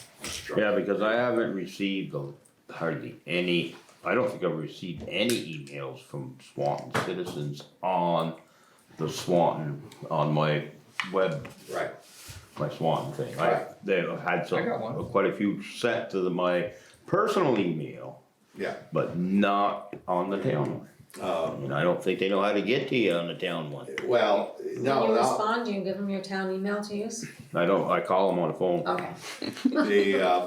I will get some questions, I will get more, of course, but if somebody does send it to me on my home email, I'll ask them politely, please use Yeah, this email. yeah, I know. We can eventually convert it, so it'll be, at least for the select board. I see the village office is the same thing, except they got Gmail accounts set up for their people. Whereas they've got their staff is the same setup, but at Swanton.net, so, but, Alright. whatever. So that's that. And then we got the highway department, most of the highway discussion will be for the second meeting of the month, but you have got an update on the mulcher? Well, the mulcher, we sent in, first of all, we're gonna get more money than we originally planned on, because they have more money available for a grant for a mulcher. So that's all been sent in, and we're just waiting for the money to come. So what's the net cost, if I read that correctly? That cost was 8,000 or 6,000? Was it 6,000? 65, yeah. 6480. That's after the grant? That's after the grant? No, No, that's. we have to match. Yeah, I was gonna say, and I saw that, I Yeah. said, gee, that's pretty damn good. Yeah, that's what, the only thing we Yeah. have to contribute with that, that's the net. So they're gonna get Lower that C grant for 50 us. 5476. Okay. Yeah, so it's, and it, of course, there's all kinds of certifications you've got to sign off on, saying it's going to be well-maintained for 10 years and all this, well, which it will be, of course. Yeah. But, it'll probably be going 30 years from now. All right, now we're gonna go out of the regular meeting into the liquor control board. Somebody else can make a motion. I make a motion to recess the regular meeting and enter into the Liquor and Tobacco Control Board. I'll second that. All right, motion's been made and seconded, all those in favor? Aye. Aye. Okay, the motion carried, so we have one license to renew. This goes off, right? No, not for No, this. this one we're down with. Just Fiddler's on the Green, they have a first and third class license. The first, it's for beer and wine and harder spirits. And they've had no violations. Jen Bernard runs it. And that's the country club. Yep. Restaurant country club. I hear it's lovely in case nobody's visited. No, it's good there. It is very good. I'm telling you that Really? French You know onion Jennifer soup. Fournier? Oh, Jennifer Fournier, now Bernard. Oh, yeah, I know. She's ran it for the past 3 years. This would be Yeah. her It's third really year. you should That's right, Susie was saying that, but I never been. you should go there. That It's good. French onion soup. Oh, In case you need to recommend somebody to a restaurant in Swanton, I always put them on the list as well. yeah, Really? yeah. During season. Yeah, I'm go with it. They're pretty good. Okay, does anybody wanna make a motion on that license to approve it? I'll second. Okay, motion been made and seconded, is there any more discussion? There's none, then all those in favor? Aye. Right, okay, motion carried, now we can go back to our regular select board meeting. So you gotta make. I make a motion to adjourn the Liquor and Tobacco Control meeting and re-enter our regular select board meeting. I'll second. Okay, motion been made and seconded to, go back to our regular meeting, all those in favor? Aye. Aye. Okay, now, we're on any other necessary business. Well, I already said that. Yeah. Yeah. Yeah, Next. okay, so that, we'll be meeting her On the 18th, on the 18th, cause she starts on the 17th. right. Okay, And she's got 3 meetings that week, right in a row. She doesn't know that yet. On that note, can I just say thank you, Joe, for all that you've done? yes. I'm so greatly appreciative of you. I'll be staying on for that week, so Yeah. it doesn't scare her away. Yeah.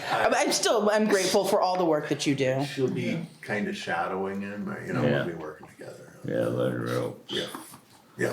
Yeah, we're gonna miss you, Joe. Good job. We will miss you. But we'll be nice to her, so, you know. Cause we know you're gonna be, pretty busy after you leave here anyways, you got enough to do. But we appreciate all you've done for us. All right, now correspondence, any correspondence? No. No, okay, public comments, nobody's, they all left. Upcoming events, town office and operations, and will be closed Friday, Good Friday, April 7th. Tuesday, April 18th will be the regular, select board meeting. Once again, I wanna let everybody know that we've changed the time, it starts at 6 o'clock. And on Wednesday, April 19th, the planning commission meeting, at the town offices at 6:30 PM. And then on Thursday, April 20th, DRB meeting, town offices, and that one starts at 6 PM. And I understand we have a need to go into executive Very session, brief executive. very session. brief executive. I move that we find that we enter executive session for the select board to receive confidential legal information for which the premature disclosure of it to the general public would clearly place the select board and others at a substantial disadvantage. I'll second. All right, motion's been made and seconded that we go into executive session. All those in favor? Aye. Okay, you gotta do one more, right? Yep.